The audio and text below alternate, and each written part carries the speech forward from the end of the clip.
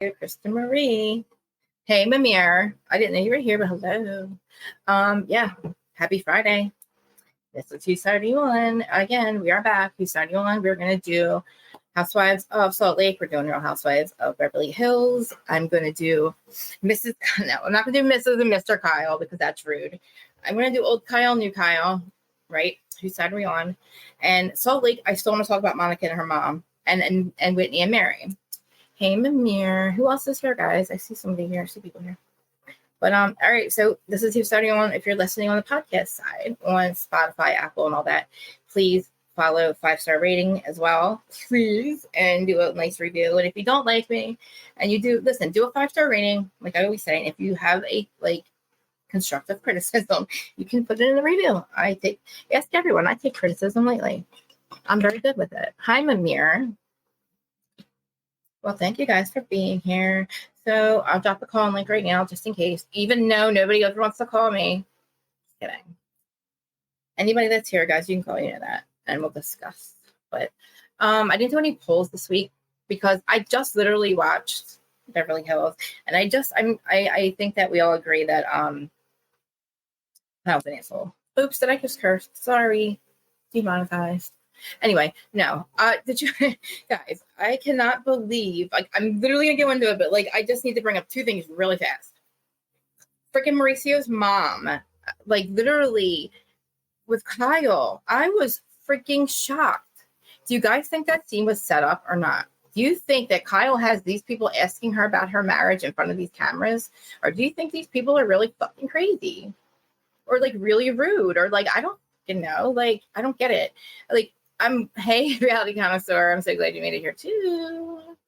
I see we have a crowd and I'm excited. So, all right. Well, yeah, all right. First of all, rate the episode. I want to know what you guys rate. We're going to start with Beverly Hills. Okay, rate the episode. I'm literally going to give it a freaking 5 because I feel like we are getting freaking, where are we getting? Where are we going? What are we doing? Maybe I should open my notes and figure it out.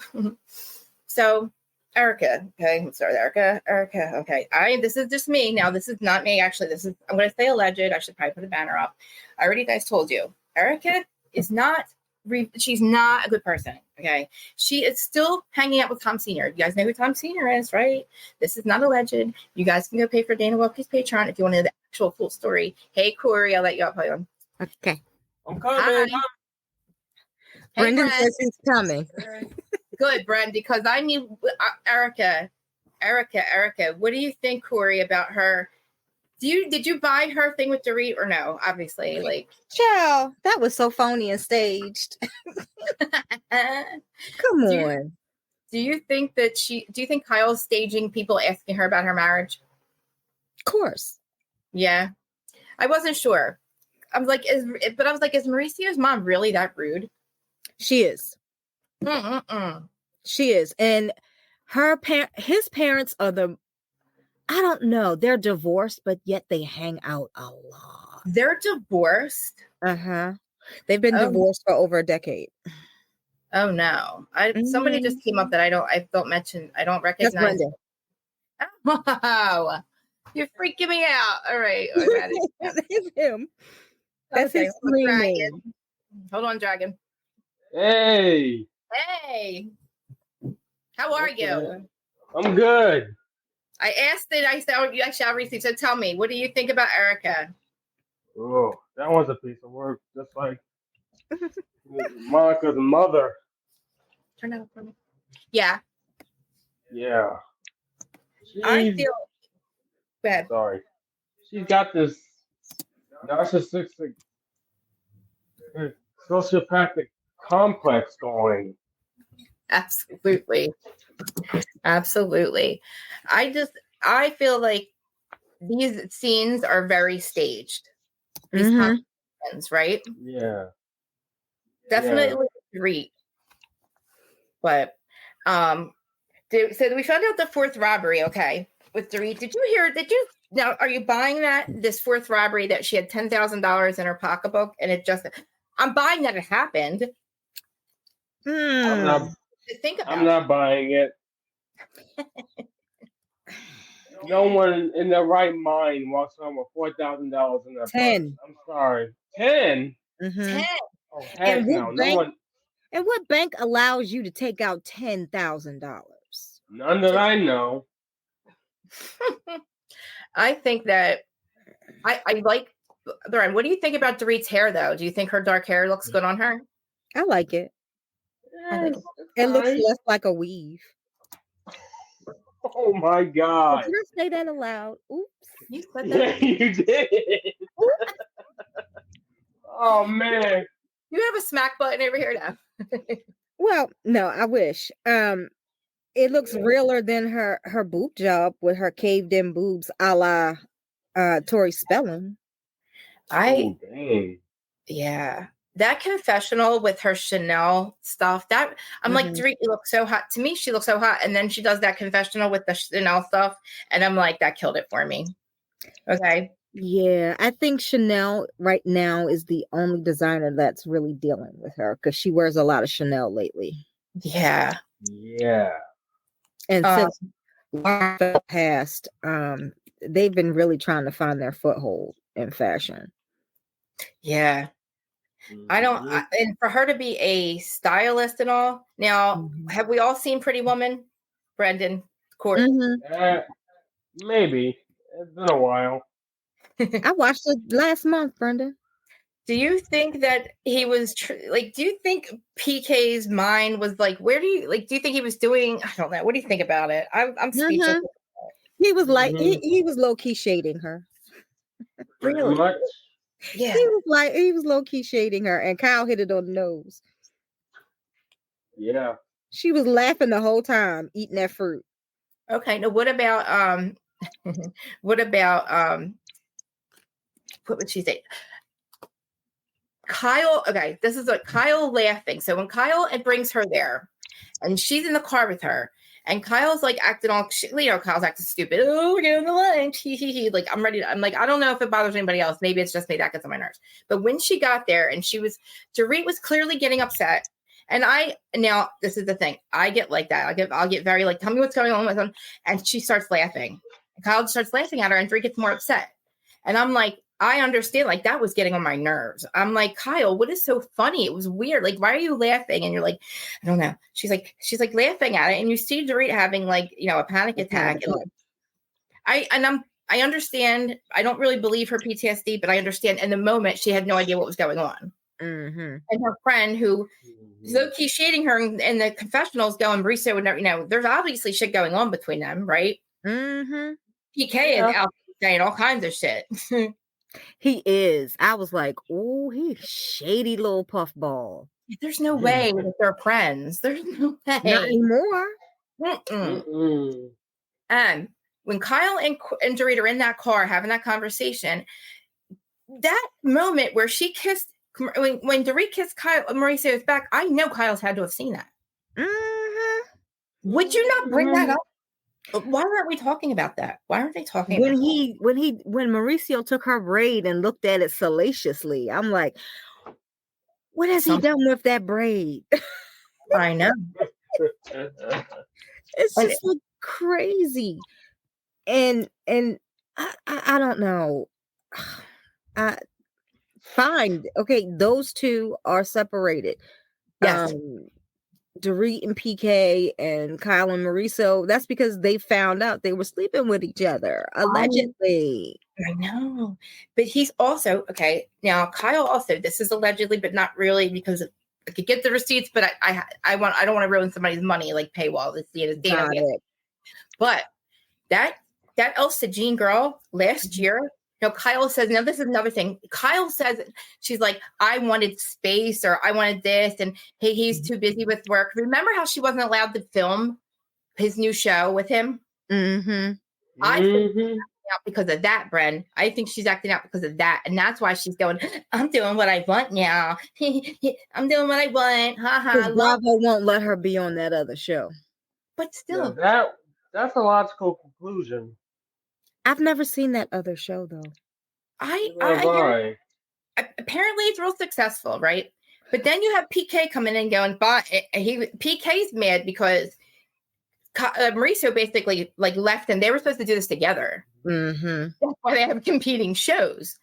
And, you know, not for nothing, but like they both were away filming. PK was away filming. Mauricio was away filming. Mm-hmm. So do I think that Dorit really wants to leave PK? I don't really think so. I think something bad happened. I think that she, like you said, I think there was a little, you know, this, right? And I obviously can't have a relationship. So it was just this, which makes things even worse to me.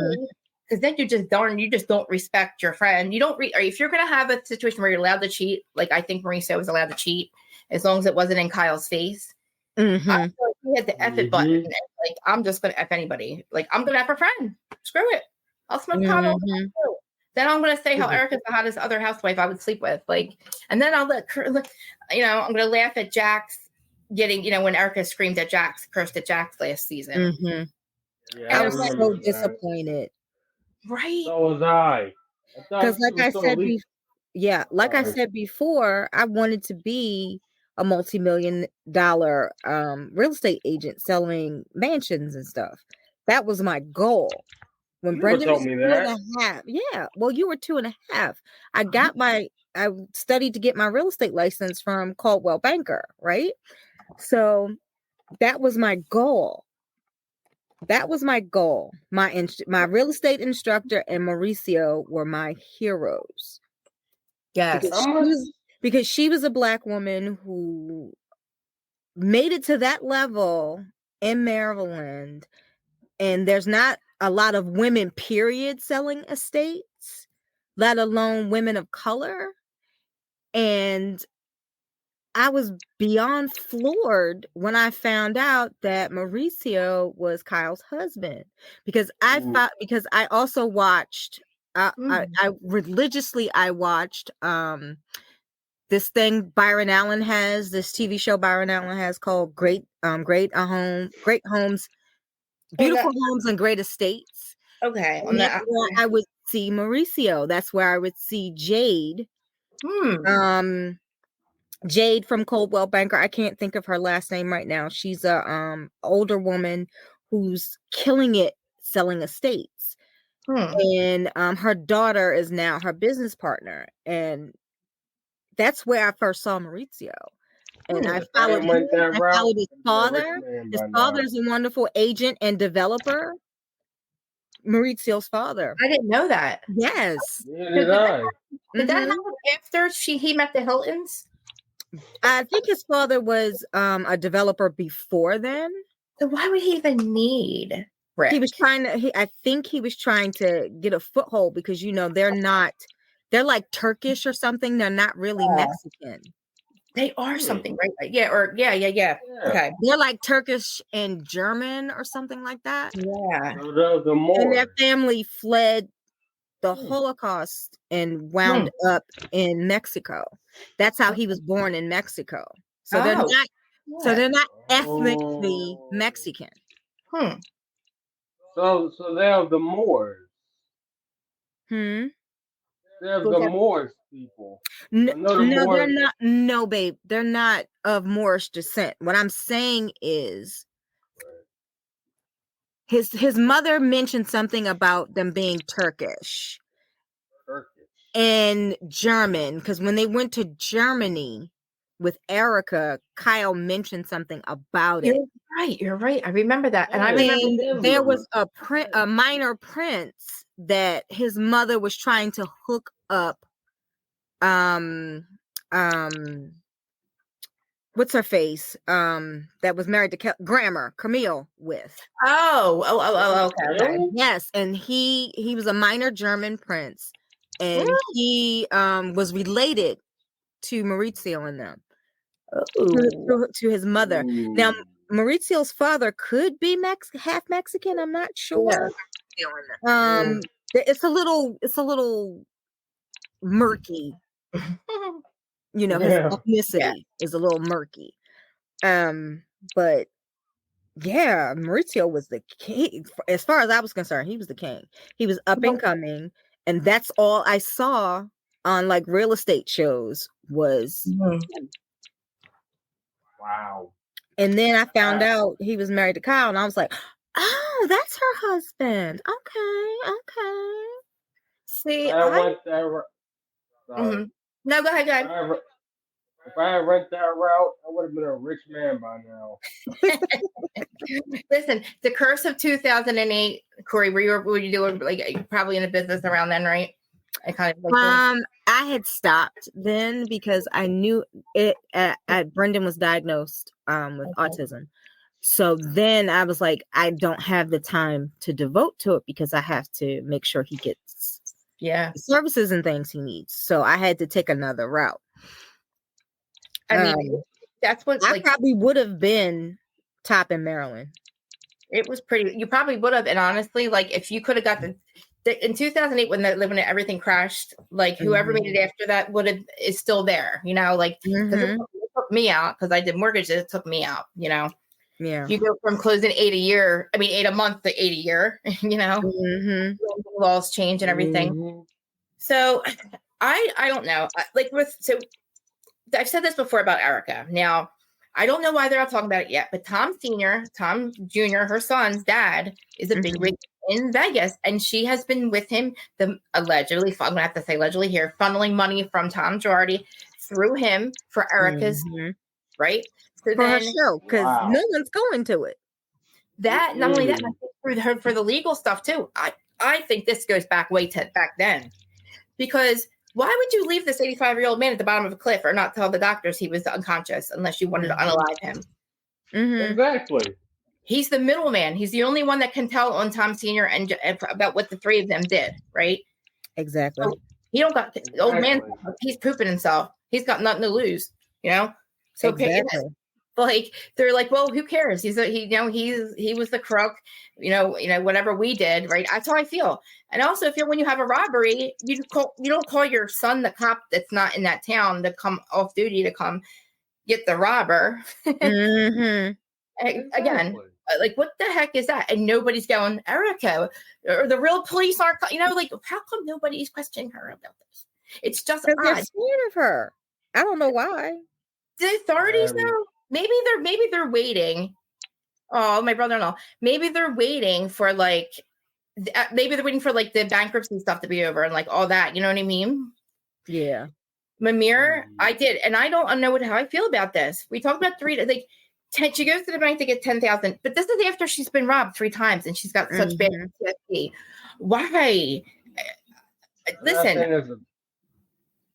You got robbed 4 times. I'm sorry. I just find that the odds of that are probably in the billions, right? The odds of it happening, they are obviously set up, because the odds of that happening are not it's very, very like 4 times. Yeah, I think that the one where she's shopping and they take her purse. I'm sorry. I don't care who you are. What woman is not paying attention to her purse while she's shopping with that much money? Thank you. I with $10 in my purse, I'm not lit. If I put my purse in the shopping cart, I say, Bren, please watch this. Or you like wrap my arm in the thing, and you know how your parents wrap my arm in it as it's in the, you know what I mean? Exactly. And then if I have to unloose my arm, I like, don't walk away from this. And I don't. I don't know. I'm trying to think where her angle would be to lie about it, except for sympathy. But she said that they saw these people following her, and I'm like, man, could she have set somebody up to follow her to do that to get like, I don't know. I don't know about that because there's no insurance. True. You know. I just think she's just exaggerating and making this up, because what person, I don't care what neighborhood you're in, I don't care what store you're in, who leaves $10,000 in cash in your purse. I know. Nobody I know. At Christmas time. Nobody I know. At Christmas time, I don't even keep my money in my purse. Bingo. Like, I'm liking Dorit for going after Erica. Yes. But did she have to culturally appropriate to do it, though? No. I mean, really? No. They could have had that conversation like they did at their little picnic, or what did they do? A little picnic, a catered picnic that no one eats anything. Yeah, they never eat. It's the funniest thing. That still confuses the heck out of me. I can tell you this: Cy would not last in Beverly Hills. She'd be like, "Where's the food? Where's the food?" Yeah. And I don't think wouldn't last. all right. So, what do you guys think about Sutton and her dating situation? Sutton's never gonna get a man. She's odd, right? She's an odd duck. Is that what it is? Sutton is one of those annoying people in her older age. She probably wasn't that annoying when she was a ballet dancer, but ballet dancer. I have to. She has ballet dancer feet, so yeah. I thought the kitty cat sweater was cute. That wasn't too bad. But the whole neuropathy thing, I don't know. That was a little bit TMI. He was like, "Oh, I guess I won't be getting anything from her." And the fact that she the fact that I can't even say it because it's so amazing to me. $300,000 a month for the rest of her life. I know. That I was like, she wants to get married again. I wouldn't. Oh, I wouldn't. But I mean, a guy. I'm shocked that a guy has not. How many wives do we see that have way less than that we assume that these men are with her for their money or I would be the modern version of Blanche Devereaux. I would have lovers, honey, just lovers. I love Blanche Devereaux. Me too. Brent, he knows. You got to know. No, he's never seen Golden Girls. You have to show him Golden Girls. I am. I'm gonna have to show him Golden Girls. I'm gonna have to strap him down so he can watch it. And I am literally obsessed. I'll see it. I'm obsessed with Crystal's brother. Is that weird? He's cute. He is a cutie, okay? And I'm all for this pop star K-pop guy with a heart that almost got married and didn't. Korean pop? Well, that's what they call it. They call it K-pop. K-pop, yeah. I mean, I should look it up. Like, we should probably look it up and see. I think it's all considered K-pop because I think it's like all under the same umbrella. Because I've seen on Bling Empire, the girl who had to talk her man into marrying her after having 2 kids out of wedlock was a Japanese K-pop person. Yeah, I'm trying to think of her name right now. I can't think of her name. But her parents had like a lot of money anyway, and her parents didn't want her sing and all of that. I love Bling Empire. That's another story. I love that BTS, the K-pop band BTS. Oh yeah, I like them. But I mean, I like their music. I don't know. And then too with Sutton with the Obi, like her Obi-Wan Kenobi confessional. I'm like, this is why you're single. What are you talking about? And she's like, I want a man. I don't want a man to lead. I understand what she means by that because, like she said, she loves for power. But I mean, no man wants to be run by a woman. I don't think like the way she wants to do it. But like Reality Connoisseur said, I can't. Just imagine dating her. It's just she's a good. Hey, Erin, she's a good friend, right? Like I think. She needs a friend with benefits. That's all. You're right. That's all. I don't mind because she's not ever going to get married. Ever. I wouldn't. She can't. She'll lose that money, right?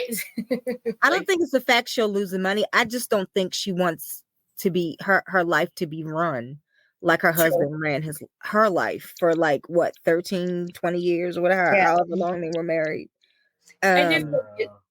I do feel bad that she wants to prove something to her ex-husband still. Like, I feel like that still might be like some issues that she has.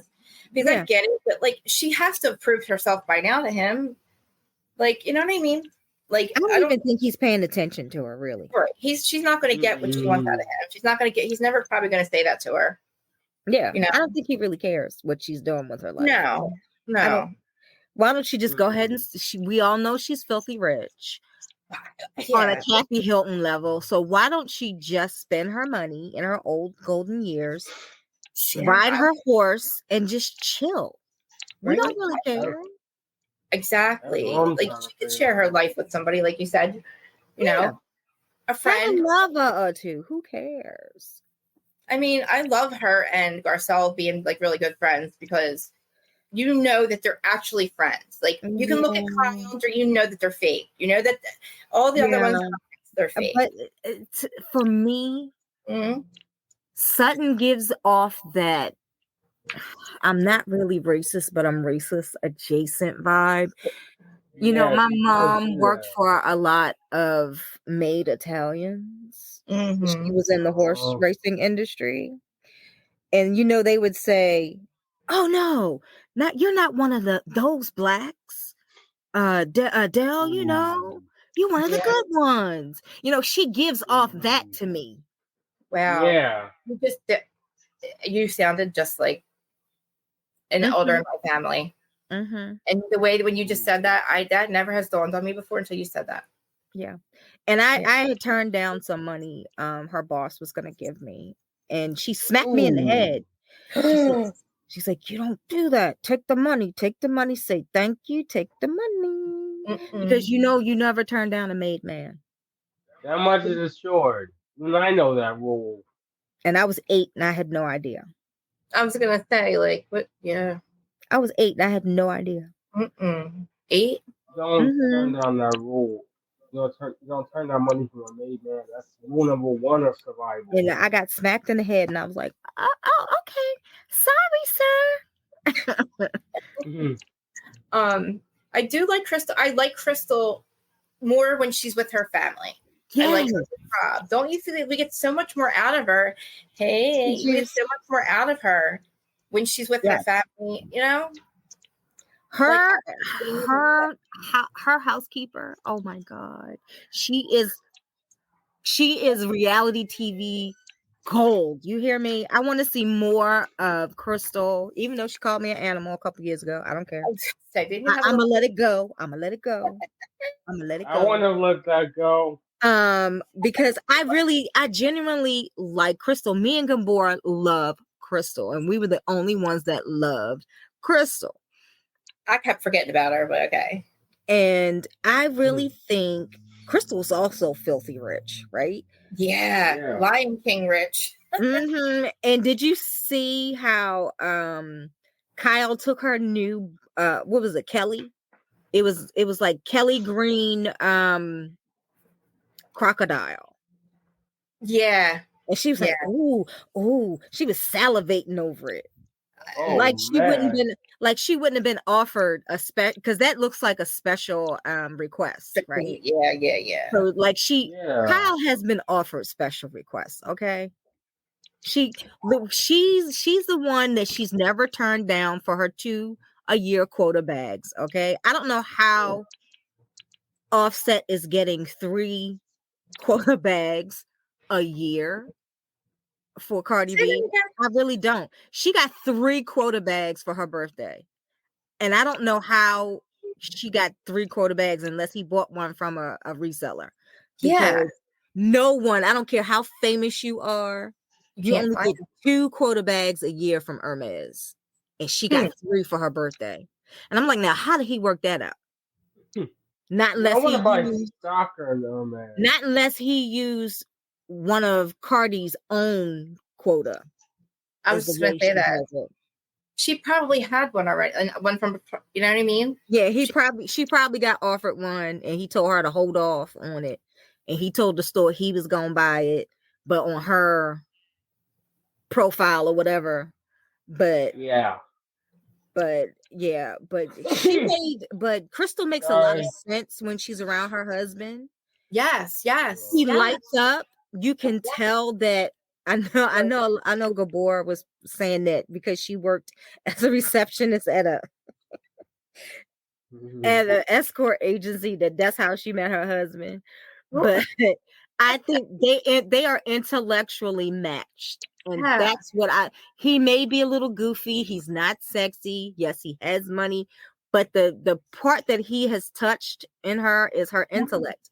And I think when a man can touch your intellect, that becomes sexy. I believe that can overcome any kind of looks. Oh, absolutely. I mean, I'm telling you right now, like, my husband, I think my husband's the sexiest man in the world. Like, but he's so plain. He's the opposite of me.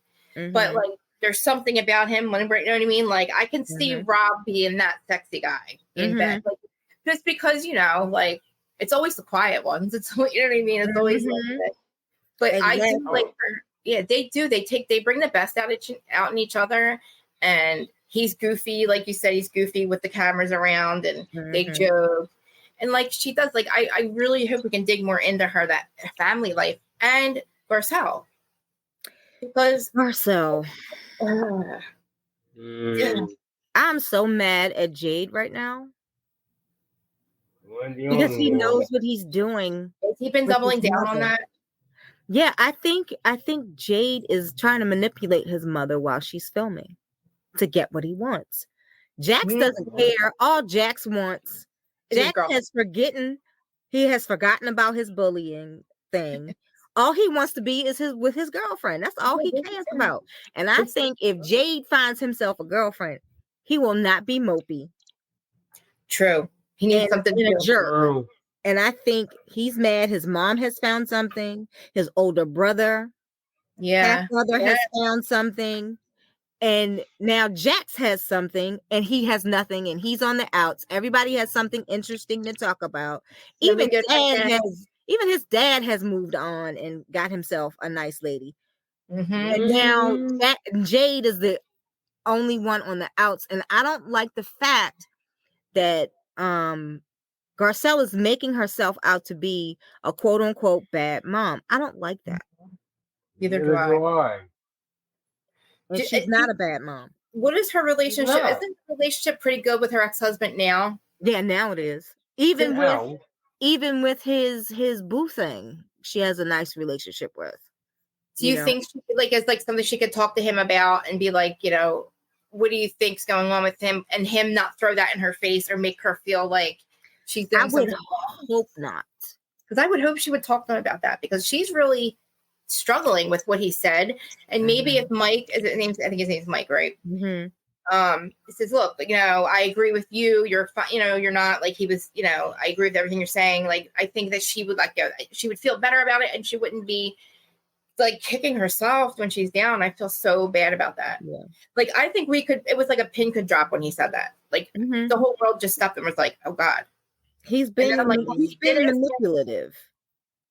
Yeah. And he's what, 15? Yeah. Pretty much. He's being very manipulative. At 15, Brendan was a butt. I was gonna say he was a jerk at 15, and I will agree with Sutton. Teenage boys are jerks. I was gonna say that, yeah. Ouch. Because it's where they start to smell themselves. Right. They want to be a man, but not quite. I did cry when Berlin sang. That's when Berlin played for Dorit and PK. I love that song. I do too. I hate the movie, but love the song. I cried. I love. Yeah, I was shocked it was really Berlin. I'm like, oh, that's right, because I forget he was like what, a music person, producer person. Before he got into real estate. Yeah, I was like, why is he not just good with being George's manager? Boy George. I think he got jealous of Mauricio's life a little bit, maybe. I don't know. No, I remember how he started, like, he was like, they were hanging out and he was like, I'm going to start losing weight. He wanted to be like another hot husband or something. It just, to me, it screams grifters. They scream grifters to me. Because they do these businesses, that's kind of like Louis Varela's. You do these short-term things and they don't work out, or they do, you make some money and then you spend it and you have nothing left. Like, and you go on again. Like, you know what I mean? You're not ever just insane. Like, or maybe they have money away. But you know what, though? With PK, it's kind of different because most of PK's life is in London. So is that why we don't know where, like, what his, I don't know. He has his hands in too many pots. He has his hands in too many pots. I think I don't think he has what it takes in this time period to do musical management because the industry has changed so much since he was doing it. I think he should just stick to real estate and leave the other stuff alone because that's real estate doesn't change that much. What about the art But industry? there are too many independent artists, and I think Boy George is an independent artist now. I don't think he deals with a record company. I think he puts his own stuff out, and that's kind of hard to deal with. But why wouldn't he? Don't you think he should have a nest egg where he's good for the rest of his life? I mean, look, who am I? Should. Like, I'm pretty sure he made millions and millions of dollars, right? Like, he lost millions too in 2000. Did he? Oh, I was going to say the real estate's not always. You know what I mean? Like, you can go, you could really lose it. Like 2008 happened, and it was nobody's fault. Lending laws changed, rates went down, or rates went up, and like everybody refinanced, everybody was done, you know. But the fact that I don't even know why they got divorced or separated. Did they have a reason? Do we have a reason from them, or? When she was talking to Erica, she was saying he was spending too much time over in the UK and not enough time with her. But see, that's an easy fix. That's not a divorce. Yeah, that is. I think her and Mauricio got found out allegedly, in my own opinion. I also think somebody was in his car when he got pulled over, because why did he not tell Dorit till the next day? Because there was a woman in the car with him. Exactly. And the police report said something else. Guess what? The police let him sit there until he sobered up also. And then blew it, and then let him blow clean or whatever he did. They let him sober up. So why wouldn't they just say there was no woman in the car? You know what I mean? Exactly. What's one more corrupted lie for him? Here's some money. Oh, I'm going to call Mauricio. He'll give you, you know what I mean? Mauricio probably paid them off. Probably. Saying, why are you calling him? To me, it's like, okay, but then also it's Shannon Bedore. Like, I know she got charged with DWI and a misdemeanor, but she should have got charged with what she did to those people. She got probation. I know. She's not even ordered to, like, I don't know. She's doing outpatient, but you know what they should do? They need to put that breathalyzer thing on her car. Oh, absolutely. You know what? You're right. And I really believe that's not the first time she drunk. There's no way. Come on. Even I did it for, like, I'm not, you know, it's not like she's had dinner and had an extra drink or two and had a tail light out, got pulled over. She broke her arm. She drank she drank what is it, Don Julio? She drank a whole big old bottle of Don Julio and drove with the dog in the car. Come on. And if she broke her arm, how hard did she have to ask? Poor Archie, because if she broke her arm in that accident, he was thrown around that car. He had to have been. He's not wearing a seatbelt, Archie, and he's an older dog.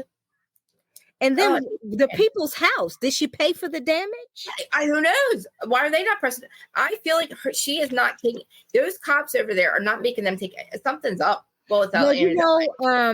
You know, Pete Davidson did the same thing. He ran into somebody's home, and they were talking about making him do time for property damage and reckless endangerment or something. He was drunk out of his head, allegedly, when he hit them people's house. How come he's not doing anything? How come he must have paid them off? Yeah, I didn't even know that happened, because he didn't get. I heard nothing. I didn't know that even happened. I heard that they were going to try and make him do time, and then all of a sudden it just went away. Yep. I have a question. It's just saying, So you have a question, Brian? Is this the girl that drove a car like she was in Fast and the Furious? Mm-hmm.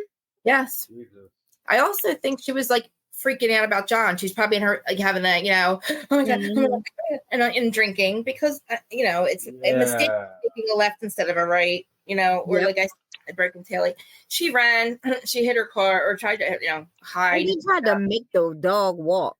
Oh my God, I know. It's with a broken arm. Was your arm not hurt? Like, she had to hurt. That hurts. So, like, are you walking around going, I'm sorry, I'm going for, like, I'm sorry, lady. Just walking the dog here. Ma'am, you have a broken arm. I'm going for a walk, ma'am. You have a broken arm. Exactly. And like I said, he's an older dog. He's 15 years old, I think. 15? Yeah, That yeah. dog, Archie's real old. He was Brittany 11. doesn't watch much of He doesn't watch much of OC.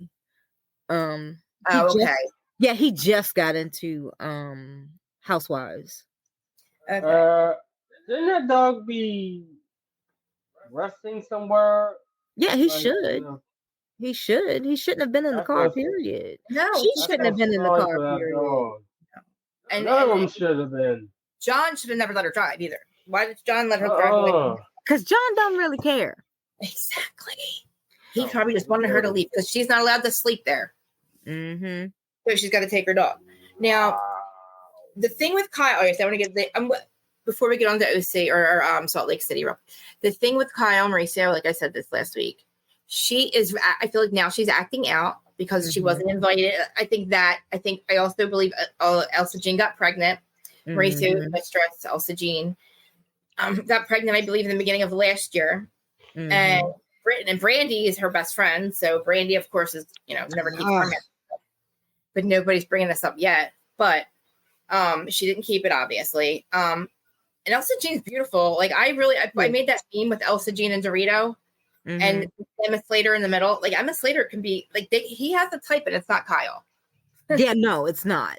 His type is not. And that's why she's so insecure. So insecure because she is acting like a child. I'm going to do what I want. And then she tells his parents on him that he has tattoos. I'm so confused. He's confused. But he's like, wait, we have these fights and everything. Kyle, you know about what I've done. Why are you throwing me under the bus on camera? Is what he's thinking. Because that's what I'm wondering. Because his mother, I'm surprised his mother is back on the show. Because she is a Trump supporter, they banned her from the show. I didn't know that. Yes. Yeah. Yes. Are they like, her and Kyle get along, or? Her and Kyle used to get along until 2016. Oh Lord, the day everything when changed.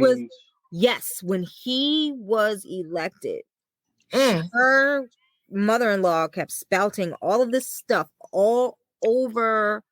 This was before Kyle blocked me. All over Twitter. And I was still talking to Kim Richards on Twitter every once in a while. And she was just saying some horrific stuff. And that's when you notice she never appeared.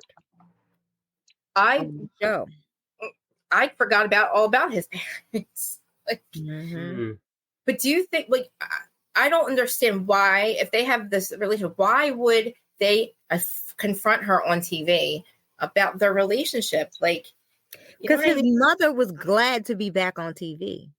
So you think he did it for a moment? Oh, yeah. Miss Estella Honey loves the camera. She loves the camera. That's why Paul Nassif did her facelift, honey. She wanted to be all over. She loved being on the camera. This is why I need Corey up here, because I'm real good with the Jersey stuff. I know that, like, you're good with this stuff, because that's the stuff I kind of know. You know what I mean? Like, I hear about that, like, now. Like, and so their parents aren't together. Do you think, why is Mauricio hiding the fact? Do you think he's mad at the fact that Kyle's acting like a baby, or he's mad that she told his parents that he had a tattoo? Mauricio is Jewish. And if you are a religious Jewish person, not Hasidic, but religious Jewish person, you are not supposed to have tattoos. Now I understand. Period. You cannot be buried in a Jewish cemetery if you have tattoos. I did not know that. That's why. I'm like, why? That why you didn't want me to give me a tattoo? That why you didn't want me to have a tattoo? No, you don't put a tattoo on a Bentley, my dear. Ooh. You don't put a bumper sticker on a Bentley or a Rolls Royce. Ooh. You don't need that. I have them. I guess I'm a Porsche or something. I'm a Honda. Still great. So yeah, I don't know. Kyle was being an asshole to his family, but again, like, I don't know if she's setting these scenes up because she wants people. She says she doesn't want us talking about her, but you know that she does. Oh, of course she does, because that's her whole storyline.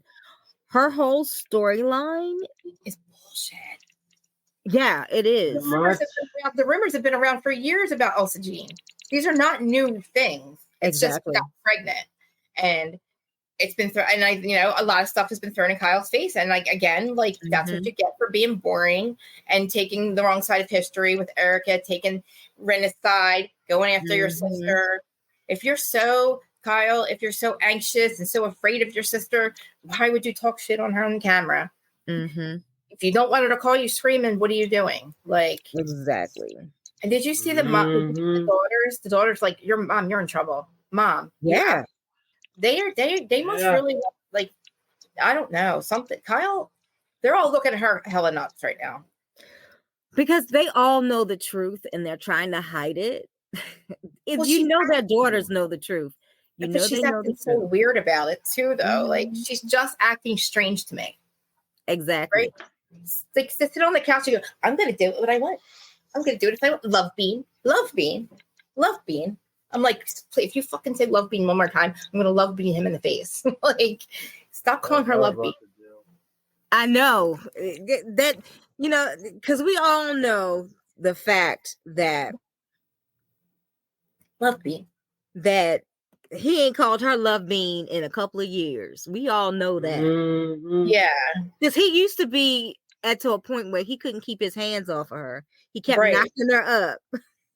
So all of a sudden, he didn't moved on now. I think he has moved on since season 4. I bet you.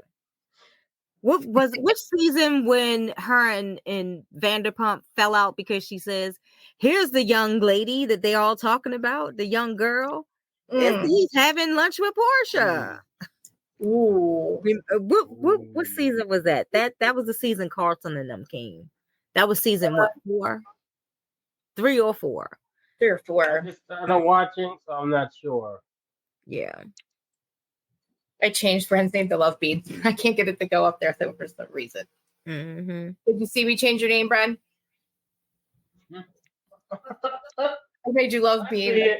Show up. I was like, can I change this? I'm like, am I allowed to do that? Oh my god, I can. There he is. Bad Catholic. Okay, yeah. So I can't, Kyle. I can't with you. These they've been around these. This is all crazy to me. Today I had read the revelation. I'm like, she's doing this because she wasn't invited to. She wasn't allowed to film according to Bravo. I get it, but like she also probably wasn't invited either. Exactly. It was supposed to be a thing for him and his daughters. Yes. So here she goes, hanging out. While they're over there, she's hanging out with Morgan Wade, which she's not going to actually. She's her half sister. I'm convinced it's her half sister. That's a possibility. Yeah. So she's like, you know what I mean? So she's out doing all this. Don't talk about me. Don't talk about me. So she can forget that the fact that her daughters and her husband are having a good old time over there, wherever doing their show. But like Kyle also doesn't want to go to Portugal. He asked her to go to Portugal to do the opening. But again, to me though, he's got hella money if he's doing all those. He's opening agencies in every country, everywhere, right? Yeah, he has to do that before the U.S. government gets him. Oh, okay. Because remember, he did business with Equatorial Guinea, and you're not supposed to be doing that. I don't even know. You're not? I don't know what that means. He did. There's this country in Africa called Equatorial Guinea. Okay. And Portia dated the son of the dictator, and an actress who played in Booty Call. I can't think of her name right now. Is a family friend of said dictator, and the dictator sent her to repossess Portia's Rolls Royce that the son gave her, and to tell Portia to back off the son. And Portia, wow, yes, from Atlanta. And so Mauricio sold this man a house that he was having remodeled, and he was touring it with Ken and Lisa, baby Portia. I think she was like, I was gonna say 4 then, and she was like 4 then, and so he took that said house allegedly in Malibu, told the dude from the dictatorship in Africa, the son, that it was only worth a certain amount of millions, and he doubled he sold it for double. And him and his other business partner by the name of Mauricio, coincidentally, they made a profit of over $10 million, I think. So by him doing business with this dictator who were in sanctions under U.S. law, sanctioned this dictator, he wasn't supposed to do business or sell. They're not supposed to do business in the U.S. That's another reason why he sent that actress to snatch the car from Portia and to tell her to back off. And not only that, the man's sister she was considered to be the richest woman in the world, was just jailed for stealing money from her country. Their father was stealing money from the country. So the funds that he bought the house with and the Rolls Royce with was stolen money from their country. Wow. So there was these text messages they couldn't be found in the cloud between Mauricio and the dictator's son. The federal government finally found them. So now he was free and clear. So now the case has been reopened and they're going to trial. Yeah, didn't he have to pay? He's been paying that off or something, wasn't he paying that? He has to pay, I think, either 30 million or 10 million. And he's worth 100 and some million. Ooh. I think it's worth 120 million, I think. Man. That one, so that's why he keeps opening these agencies, because he's got to replace the money. He's gonna have to pay the government. Yeah. I mean, yeah. He's making, oh my God. I don't even want to, I'm not even gonna guess like the amount of money that he's making, but like, wow. But see, is it just him that owns it? He owns it with a partner. A partner to him and another agent. I can't think of his name right now, but he's balding, white gentleman, and he took him. They both left Hilton Highland and started the agency together. Now he does have a business partner, and then he also took on a couple of other business partners that left Hilton Highland, and they eventually became.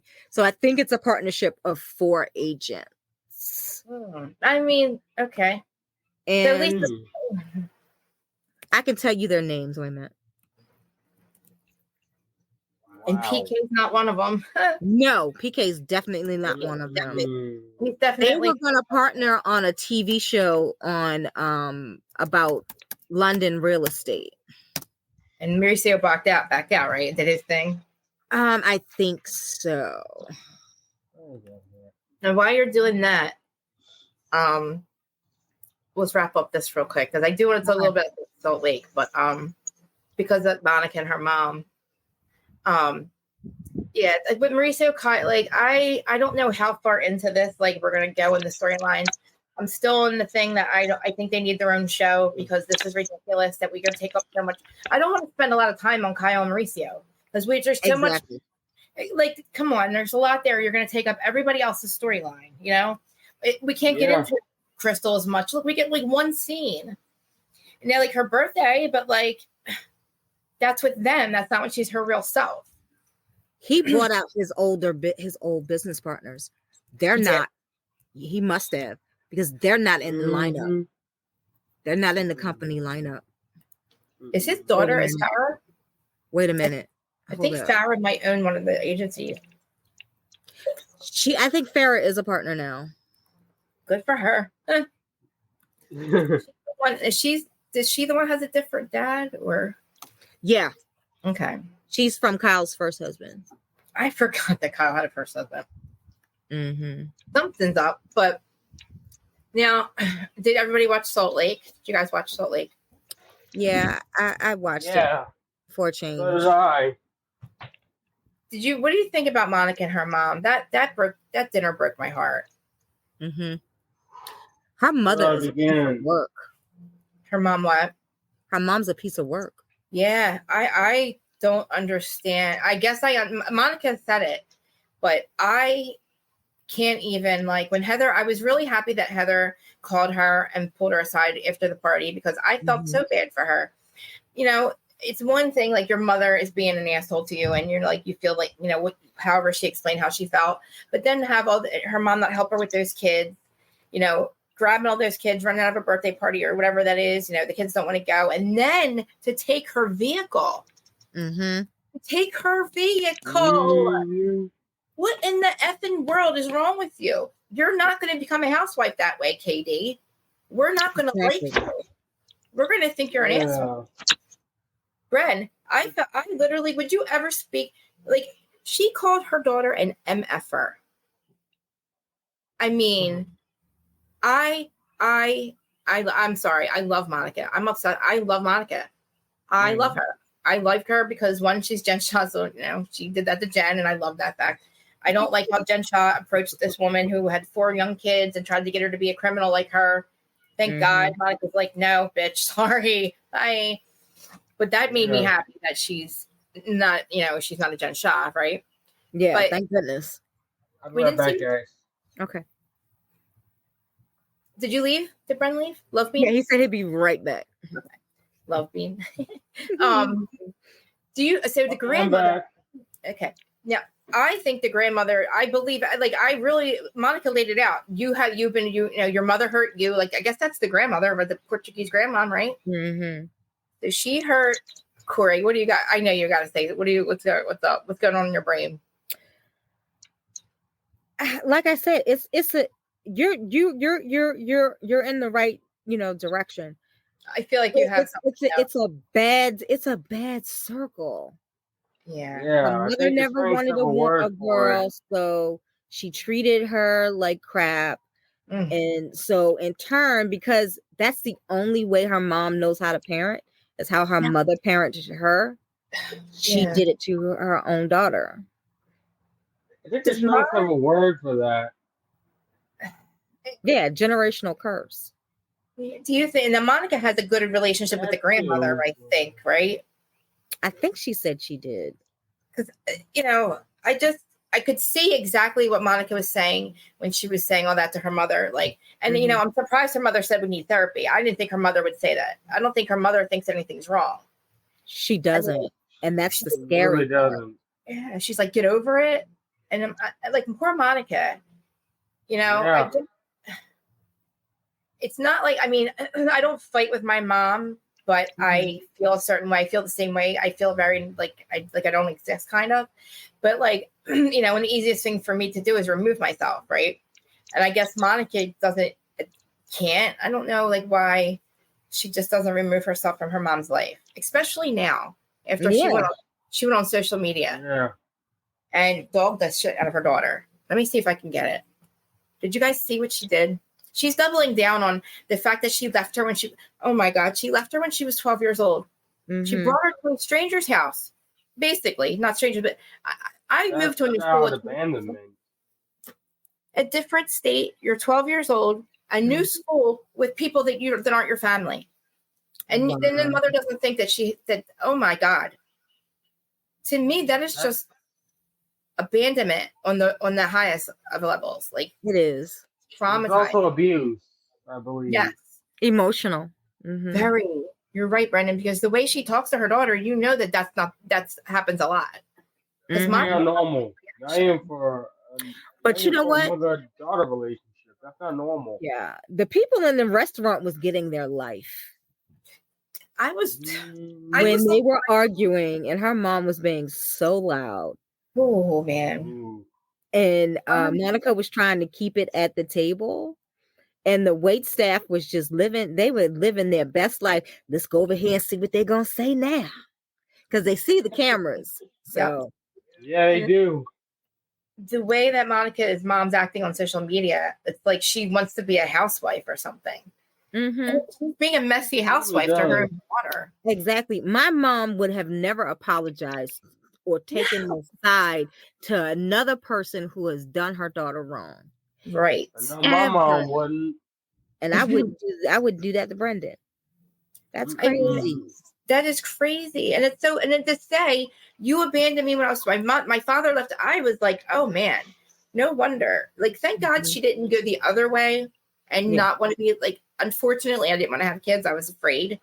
You know, I didn't want them to go through. I just didn't want to go through what I went through, and I didn't want to, you know, damage my kids, all that crap. But like, thank God she has 4 daughters that she wants to, and she can see, like, I'm definitely like, you're not going to damage my daughters. I'm breaking this curse, you know, because you can see, I don't know. I got the vibe from the grandma that she was just like, you know, just a grumpy old lady, but she's probably very resentful. Don't really like her daughter. Like Monica said, she didn't really want her.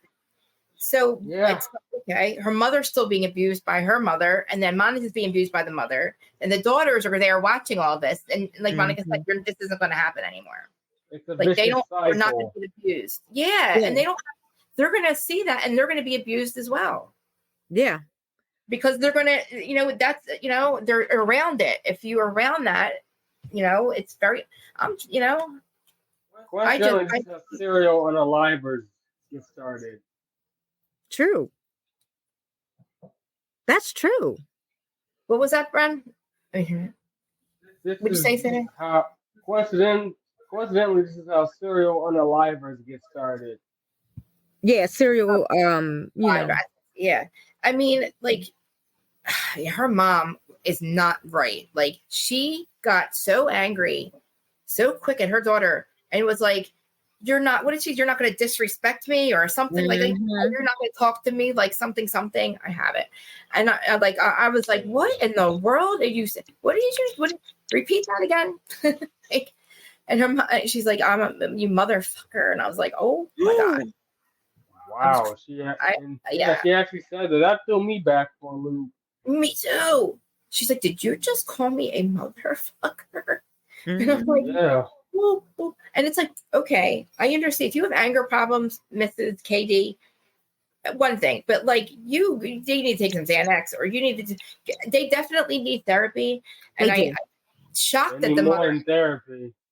Yeah, and she said, I don't have the tools, and that is absolutely obvious that you do not have the tools to say I'm sorry to your. Exactly. I don't know. I think Monica needs her mother to just feel bad and be accountable, and she's trying to get something out of her mom. I don't think is there. It'll never happen. It'll never be there. She'll never. What she's looking for is for her mom to take responsibility, and her mother will never take responsibility for what she did because she doesn't think she did anything wrong. No. People like that normally don't. It's just like her mom is just like Erika. Erika doesn't think she did anything wrong by spending that stolen money. Allegedly. No, she did. We know it was really stolen, so it was actually stolen, right? So we don't even have to say allegedly. And we know she had to spend it, so we don't even have to say allegedly. But she received stolen property. That is receiving stolen property. In my world, that's a felony, and you go to prison for that. Whether you knew or not, if you don't pay it back, you get a charge. It's a felony to receive that stolen property. If you decide that you don't want to give it back, pay it back. Exactly. Her mother doesn't have an empathy chip at all. You're right. That you have to tell somebody how to feel. Then, you know, they can sit there and like Erica's faking it and Dorito's buying it, right? We know that she's faking it because she doesn't know what empathy is. So she's going to give us what she's never given us before, actual feelings, you know, faking it. Yeah, coincidentally, serial unalivers don't have an empathy chip either. That's true too. And they're like sociopaths, labeled sociopaths, really, because a therapist will tell you to run from somebody that has no empathy. Because you don't grow that. You can't really fix that. You either have to be strong enough to deal with it or not. You know? I know people that are like, go ahead, Bren. Love Bean. Sorry, Love Bean. Go ahead. Sorry. I'm tempted to compare her with the sociopathic triangle of it's this thing that psychiatrists came up with to determine if a person is serial unaliver. Symptoms are bedwetting, fire starting, and cruelty to animals. I wonder if he Mhm. fits any of those. Oh, okay. I see where you're going. Yeah. You're trying Wondering that. to create a Tracer. profile. Mm-hmm. Yeah. I don't Honestly, know. it starts there probably though. He's right. It starts with like being treated like, or just not having that chip, right? Mm-hmm. And then always Mhm. being yeah, oh geez. Yeah. Who did she say her mom was? Ted Bundy, right? Didn't her mom say Ted Bundy? I think so. Yeah. And there's a Right. lot of legends in Salt Oh Lake yeah, about. yeah. Something about Ted Bundy in Utah. Yeah. Yes, Mhm. love me. Yep. Yeah. And Pretty Right. much. I wonder how long her mom left her with those people. My guess, Long years. enough for her to leave the Catholic Church. And Wow. resent her. And then her mother, I said, okay, online, her mother said that she loved those people and blah blah blah. And let's see, hold on, she loved those people, and it's not true. Her mom is like doubling down on it. My screen share. Let's see. Let's see. Oh, she said her mother said she's bullying. Oh my God, yeah, Shan and Van. I agree. I believe she brought. This is what I said last week. Now Shan said, "Why did she bring her mom on the show?" I think that she That's was all trying I to want. fix her mom. I think this is her last resort to try to fix the relationship with her mom. So they brought her on the show so they can look back. Maybe this will maybe look back and watch and see She the can fight. see herself. Right. Her There's mom no can see fixing this herself. relationship, though. But her mother's never going to see herself. Well, No, and she's that's not. her now, but in Monica's, this is probably But her Monica. mom. Monica's trying because there's no other reason for her to bring her on the show other than to maybe try to fix that relationship one last. And maybe this is because this is something different. Maybe the mother will look back, watch what happened. Watch her. I mean, they actually no. Let me take that back because they are doing it right now, and her mother's doubling down on it. Never mind. The mother, like you said, she wants to be a housewife more than she wants to be a mom. It feels like pretty much. But that happens though. You get that one family member who always wants to be on camera, and in the case of New York, it's Sai's daughter. Sai's daughter is going to push her mama out the way, honey.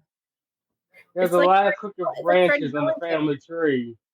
It's like Freddie Hellenkamp. She's always jumping out of either Kyle's purse or Tamara's purse. It's like, come on, Freddie Hellenkamp. What are you doing over here? But oh God! And then the Tylenol that she needed. My head hurt. I was like, crying. Listen, I've seen plenty of movies where the parents they didn't work things out, and then the person passed away. I'm like, what movie is she talking? This lady's out of her mind. Come on, lady. You can't come up with something better than that. She made it sound like Monica's supposed to make up with her. You're going to regret not being my daughter because I'm going to pass away. But I don't really care what I did to you, and your feelings aren't valid. Get over it. That's what she said. So, yeah. What did you guys think about when Whitney and Mary? Oh, God. Whitney and Mary. I lived for that one. I was like, thank you, Mary. Finally, you done told this hussy you don't like her for the 50 millionth time. And actually, whether it has a real reason, an actual real reason. Because, again, that she said, no matter, Whitney responded back. So it's actually, I'm not Whitney, I'm sorry. Mary's only responding back to what Whitney said to begin with. Whitney called them, predators, molesters, all that. And then when Mary sent that message back, that was, that was just literally in defense of what she had said to her. So Whitney really should have never even brought the text messages up. Nope. Because, you said something really damaging. And like Mary said, for once, Mary's not, she called her a bobblehead, but, she has a real reason to hate Whitney, because she does school her a lot, like she needs it. Yeah, definitely. I'm like Whitney with her moments. I'm first of all, we're getting into this because I just remembered the thing with Justin.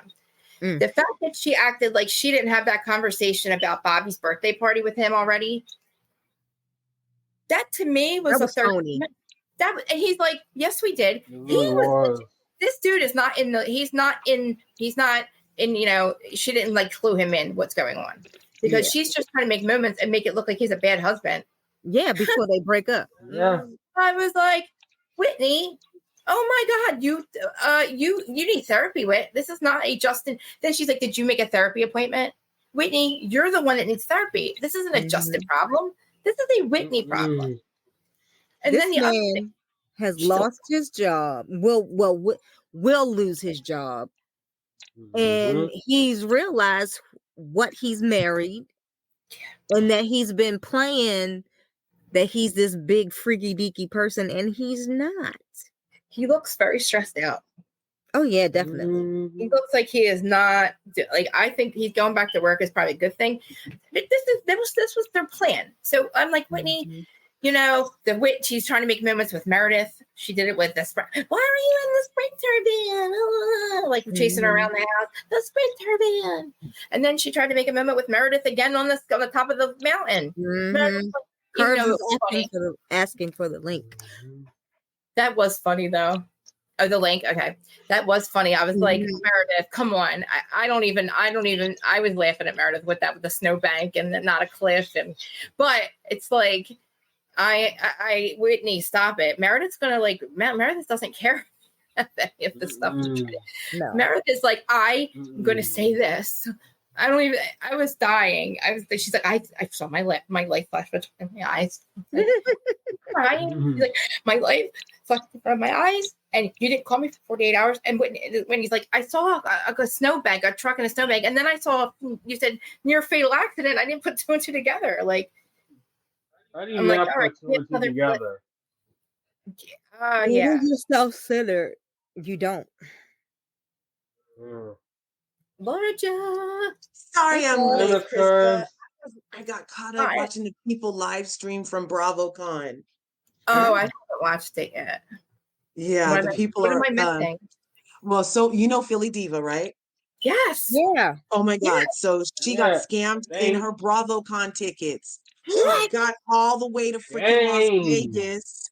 And the lady she bought her tickets from, she was like crying on her live just now because the lady she bought her tickets from went silent after she got her last payment. So she's been walking around the streets of Vegas crying because she can't get into the thing. Yes. Oh my gosh. Well, and then they're selling a lot of their wares too, like Jenny from Bravo and Blaze was showing us all around the booths and stuff. And then somebody inside, they're having an Ask Andy panel, and Andy of Beverly Hills was on his way there, and Jeff started questioning Andy, and all the audio was perfect. And then I guess they did something that made everybody's phones mess up because all of a sudden nobody's audio would work on their recordings. You know what I mean? Like they did something. Yeah. So, but it's probably poor girl. She got scammed.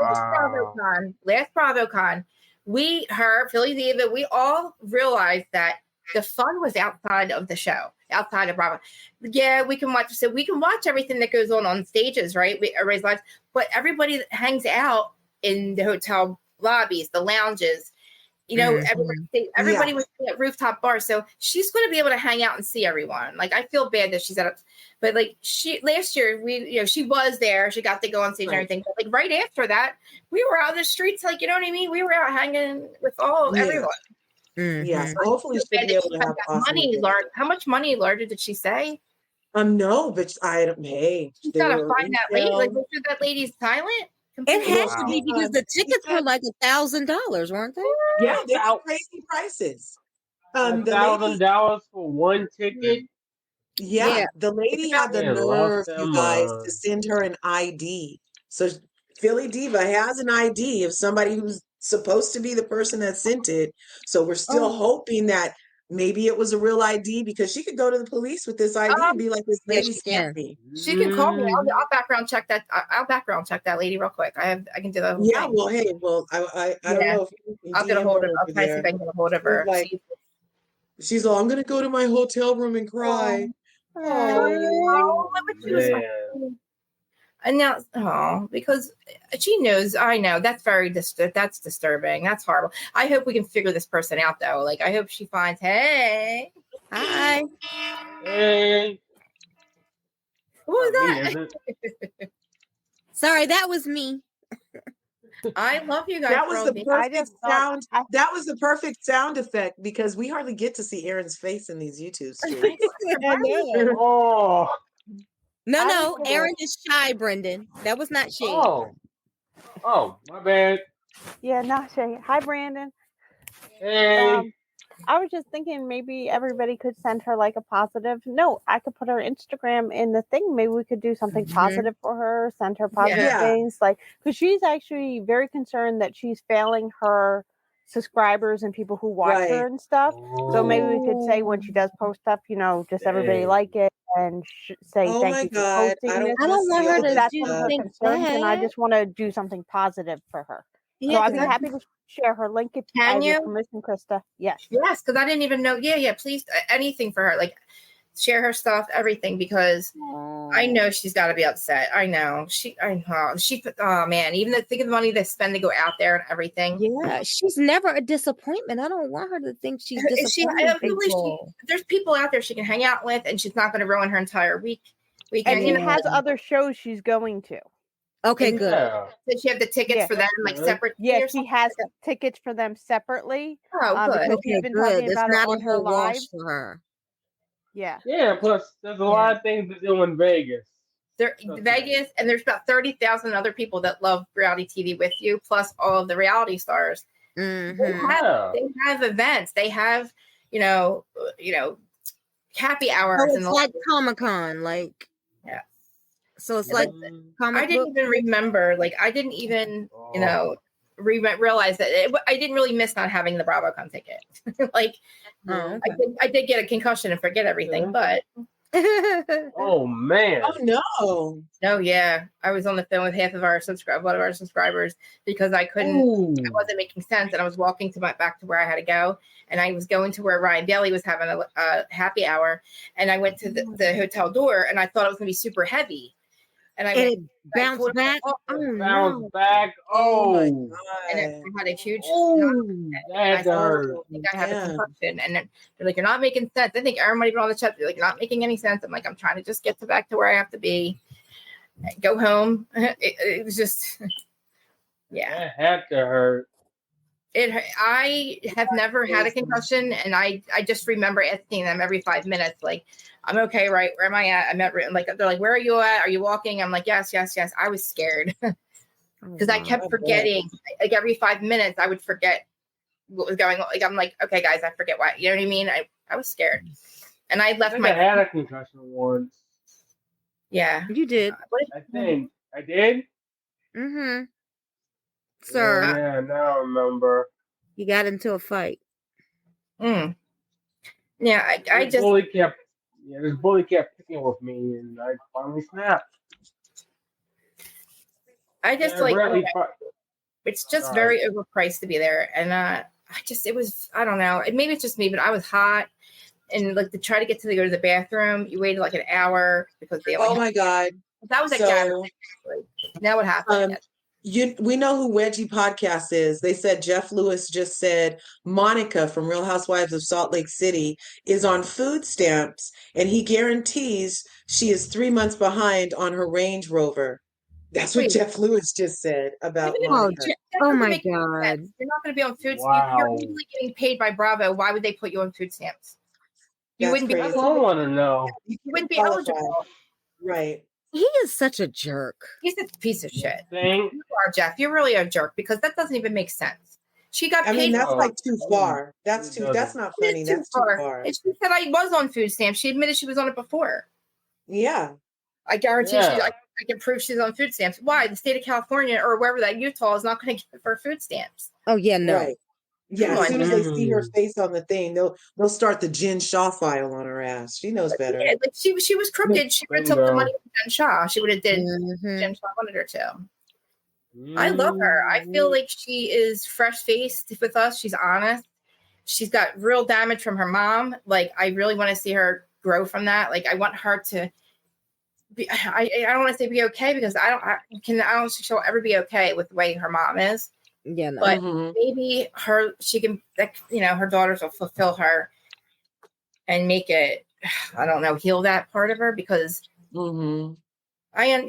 she does. I mean, I think she did bring her mom on there too, though, to try to fix that relationship and maybe have other people say, look, KD, or, other people. I don't know. I don't want her to be messy. I don't want to find anything. I want to know more about what she did. Like, she admits all her wrongs. I want to know what it looks like. Plus, she gets child support. So how's she on food stamps? I mean, it depends on how much you make. There's a threshold for all those type of benefits. But what's really interesting to us? We love Monica. That's because we love real, authentic, not made up stuff. And we can feel it. It's energy, right? So Monica is serving an energy right now that's relatable. We all feel that it's authentic and real. Yeah. We love how she gets in front of what people could use against her. Like, I'm all about that life. I tell my kids all the time, don't have nobody hold nothing over your head. Nothing. You run and tell it on yourself first. Don't have anybody have any power over you. If they say, ooh, I'm going to tell, be like, wait just a second. Go tell on yourself, because that's how people get caught up. And I love that she's doing that for herself. And I feel like the other castmates are kind of used to being backhanded and sneaky about their stuff. So they're pretending like that's how she is, but she's just being in the front of things. As far as her relationship with her mother, that was so hard to watch. I rewatched it yesterday. Yeah, it was. Is her, hi, Brendan. Is her mom bipolar? She was like full on having manic swings in front of us. Yes. Full on manic, the super high and the super low. And then like eating her food. Oh, what's this dessert? Oh, whatever it is. No. Just like anything to antagonize. She's a hard pill to swallow. Digging in her purse like that triggered me bad, man. My sister, a family member does that stuff, and I'm like, stop it. It's like it's an obvious thing. And oh my God, I did not pick up on that until you just said that, because I was like, wait a minute, is that, I was thinking more along the lines of maybe she'd taken some medication, but she was. I don't think she's on any medication. I think she's just a high, low lady, and even her manic goes all the way back to her childhood. Because what mom of a 12-year-old daughter, unless you're having some type of manic episode, would leave your daughter with some strangers so you can go to New York and never look back and never get her, and then you're on TV and she needs to just get over it? That's a whole manic episode, you guys. I think it's just her being a narcissist. Well, that too. And there's nothing really, like, I don't think Monica's ever going to get she's never going to get what she wants from her mom. But no, I never. She's always going to crave it. She's always going to want it, because I kind of understand that. But I just hope that her mom, the fact that she brought up therapy too, though, and admits that she doesn't have the tools, that's the most honest two things that woman has said. The best two things that woman could have said was that we need therapy because I don't have the tools. Because kind of, I felt like that therapy cry was just BS. Well, I mean, she literally said she doesn't care a number of times, and then all of a sudden, well, we need to go to therapy. Well, therapy is for people who give a, True. She actually thinks that Monica has to forgive her first. Monica has to get over that, or like, I'm going to die, so you have to forgive me, or whatever. I think, like, why don't you just like say to your daughter, I don't know. See, she looks at Monica cry and she has no feeling. So then it's just not, you don't grow empathy. You obviously, maybe she's like you said, Monica called it completely with her mom. Yeah, that whole generations of resentment or something she said. She put it really well. But that was deep. Why does she hate her daughter so much? I don't know. It's deep. Like, to call her an MFer. Like, I don't even think she was talking to Monica. She was just flipping out. Yeah. She would just not realize that. I think that she's just, like you said, she's just flipping out because she lost her shit. You called her an MFer and said, I'm not some weak bitch. Yes. Huh? I would have been so confused. Yeah. It's like her mom wants a snowflake. It's like her mom got invited on the show to be supporting for her. And now that she has some camera time and she saw Angie's dad, a lot of this goes back to Angie's dad for me because her mom has hot pants, allegedly, in my opinion. That reaction she gave to Angie's dad, and then that whole apology after, to me, was to make it Angie's dad, make him think that she would never raise a person like that, so of course they can go have a drink. You know what I'm saying? Like, because who would apologize for somebody that you've never even met? You know what I'm saying? Like, unless you had an ulterior motive. And the way she lit up around that man, and she was just like, she shook her little thin hair and everything. She was like, she came alive, So, yeah, it's a really sad situation. Wait, I just realized Brendan is loving. Yes, exactly. Hi, Shabby. I definitely think that I forgot about the dad and her. Did you? All right. So the scene with Sean walking into that too. So their dad and Angie are doing their dinner. Sean walks in. Did you realize how Angie is like, "Oh, I'll feed you, I'll serve you, whatever." And Sean's like, "I'm taking a shower. See you later, or have a good night." Or Sean was not coming back. Yeah. Well, and he didn't touch her. So to me, that whole scene, if I was a wife, right, and my husband supposedly just ran down to what she said was he just had to run down to the shop for something, the beauty shop for something. He'll be right back probably before we finish. So that implies that he just left for a minute and he'll be right back. So why you got to take a shower if you only been gone a minute, bruh? Why couldn't you get close enough for me to do a sniff check, bruh? Like, why were you way over there? You didn't even address me. And you run to take a shower, and you saw how the dog was sniffing on it. He's like, "Oh, I gotta go take a shower." He's like, The rumors might be true. I think they're true, but I think everybody's in the loop, and I feel like even Sean and I don't think they ever have dinner together. So Sean, to me, he didn't really even. That was normal for him and Angie, right? Yeah, because I think that was normal. Dad in front of us to act like she was going to serve him dinner, like he was coming home. Oh, he'll be right back. He's going to come eat dinner with us or whatever. And then he's like, "See you later. Take care." I'm like, and that is so weird. If he was remember how he was crying when the rumors came up, right?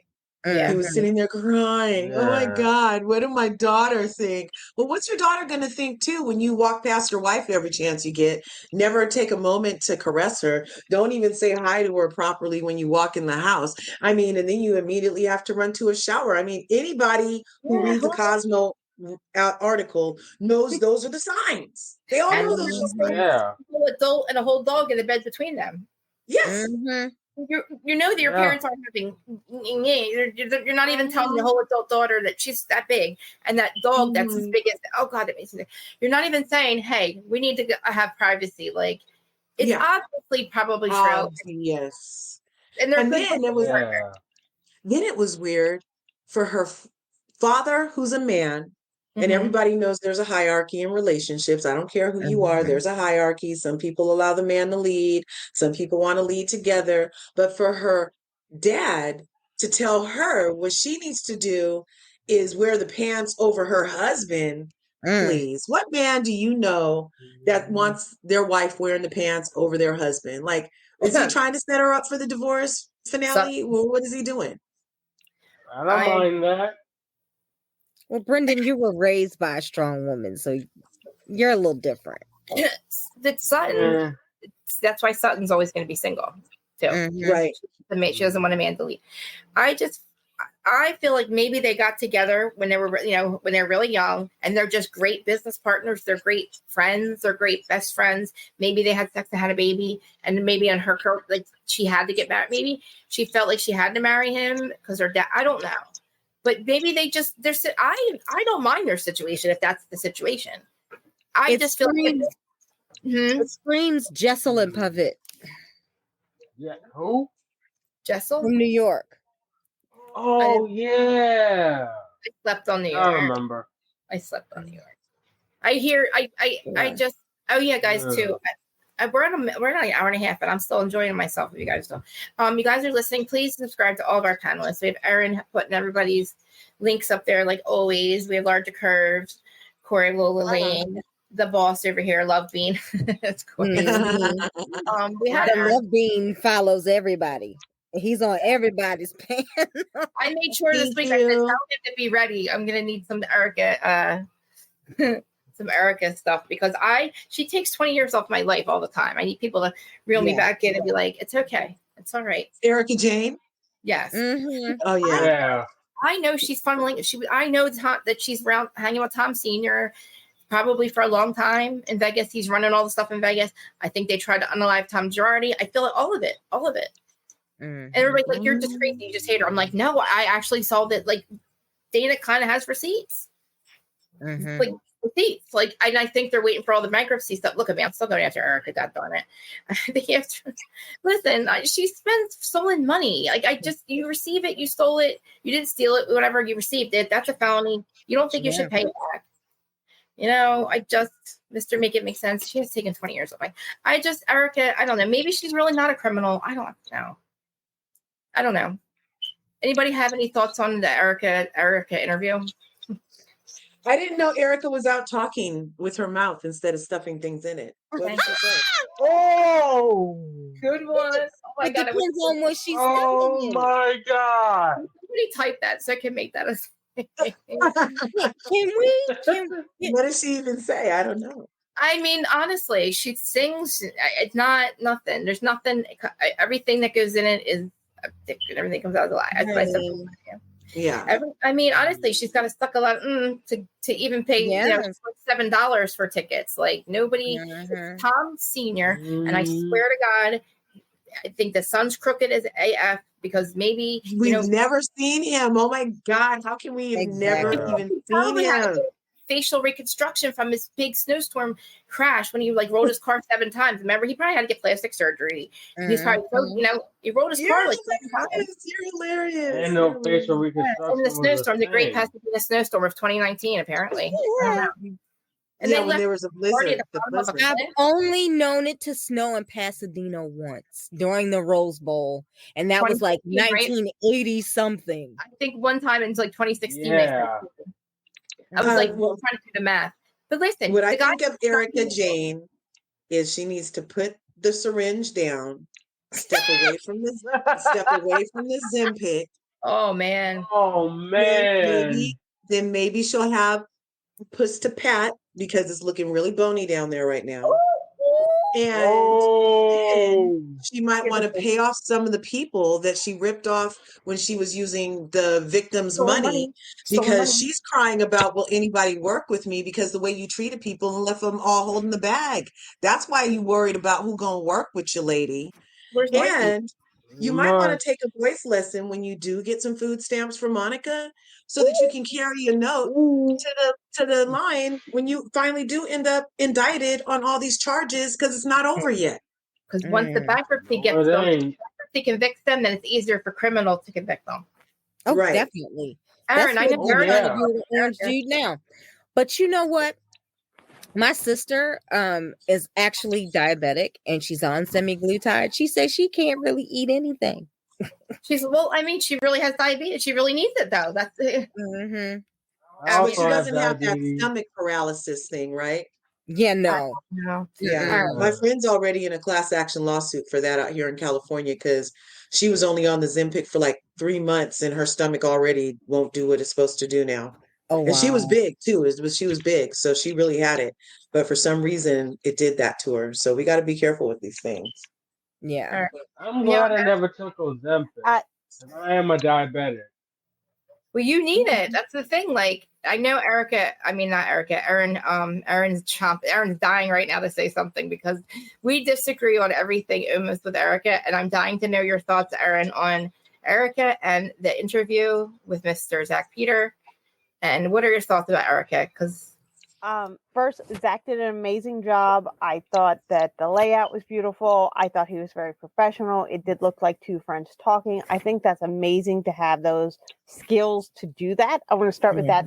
Zach did amazing on his interview with Erika. Also, I thought that this was the first time we really saw a different side of Erika. She was much more relaxed than we've seen her in interviews, even when she's gone on Access Hollywood, I believe. She's done that many times. She always seems very tense and very like strict, and she seemed very relaxed and laid back. I think that we're seeing a different side of her, and I really enjoyed that part of it because I think everybody has more than just one dimension. I did put Zach's link in the chat so that people can go see the interview for themselves. Okay. And I liked the interview. I thought it was well done. I thought we got to see a different side of Erika. I'm not going to accuse anybody of something until charges have been released. There is no proof, so I will not judge somebody off just our opinions. I just don't believe, even when somebody is tried, even when Jen Shaw was, I do not believe of accusing people until they're done. Jen Shaw has done it. I always said I prayed for the people being hurt. I do the same thing in the case with Erica and the Girardis. I pray for the victims, but I don't blame anybody until facts are proven. And so that's my opinion here. I like to believe people are better, and that's just, I'm an optimist.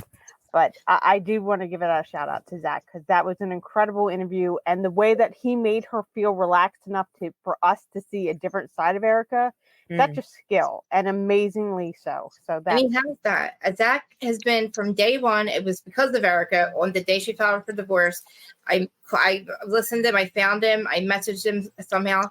From day one, he has always been a friend. He's your friend from the day. Like, he's always been that same person.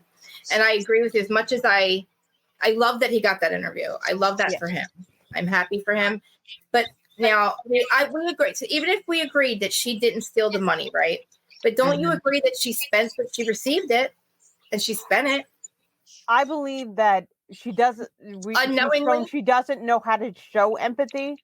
So I'd be interested to see her side of it. I believe when she did the charity event, her actually like going up to these people and showing sincerity in her side of her feelings towards them was beautiful. I do believe she needs to show more if she feels more. That I will agree with. If you feel bad for these people, you need to show it instead of putting up a wall, which I understand why she put up a wall. So many people came to attack her immediately. She didn't even have a moment to breathe. And I believe she has done so many things wrong to represent feeling bad, because she has said she felt bad, but she hasn't shown that in action.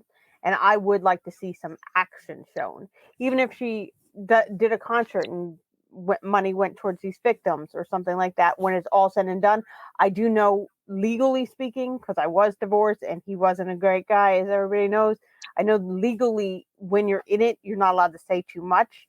So I'm wondering if that's still why she hasn't done anything, because her lawyers may be telling her you can't because it shows you're one of the. But she obviously received stolen property. It's obviously that she did. No, unknowingly or knowingly. She obviously received. But like she has said in the interview with Zach, she's not sorry she didn't get the earrings back. She wanted proof that she wasn't a part of it, but she thought the money should go to them. So in the interview, that was one part that I keyed in on, that she said, no, I didn't want the earrings back. I wanted the proof that I did not actually do the crime, but she actually did not fight. She could have gotten the money for what they sold with the earrings back, which most people did not realize till this interview, which I did know that legally she won, so that money should have been hers. She said no to the money coming back to her. She was okay with the money going towards the victim as long as she just didn't want the blame. But she was okay with the money from the earrings going to the victim. So I think that was a big part of the interview I took away from. Does anybody know about the whole 2 sets of earrings thing? And she's being sued by the trustee because she gave back earrings that weren't the ones they asked for. So why is she being so dishonest on that part? There's no proof of that yet. No, yes, there is. The trustee final. The trustee Tom is definitely. the one. They replaced them. Yeah, Tom is the one that replaced them, because the $1.3 million earrings that she thinks is the ones that she has. That's only the ones that she has is worth 700. Yeah, did then the burglars give them back or something? No. See, what happened is Okay. They got stolen. Yeah. And to Did please they? Erica, he went and got replacement earrings. Okay. Right. They were same earrings, not of the same quality. Right.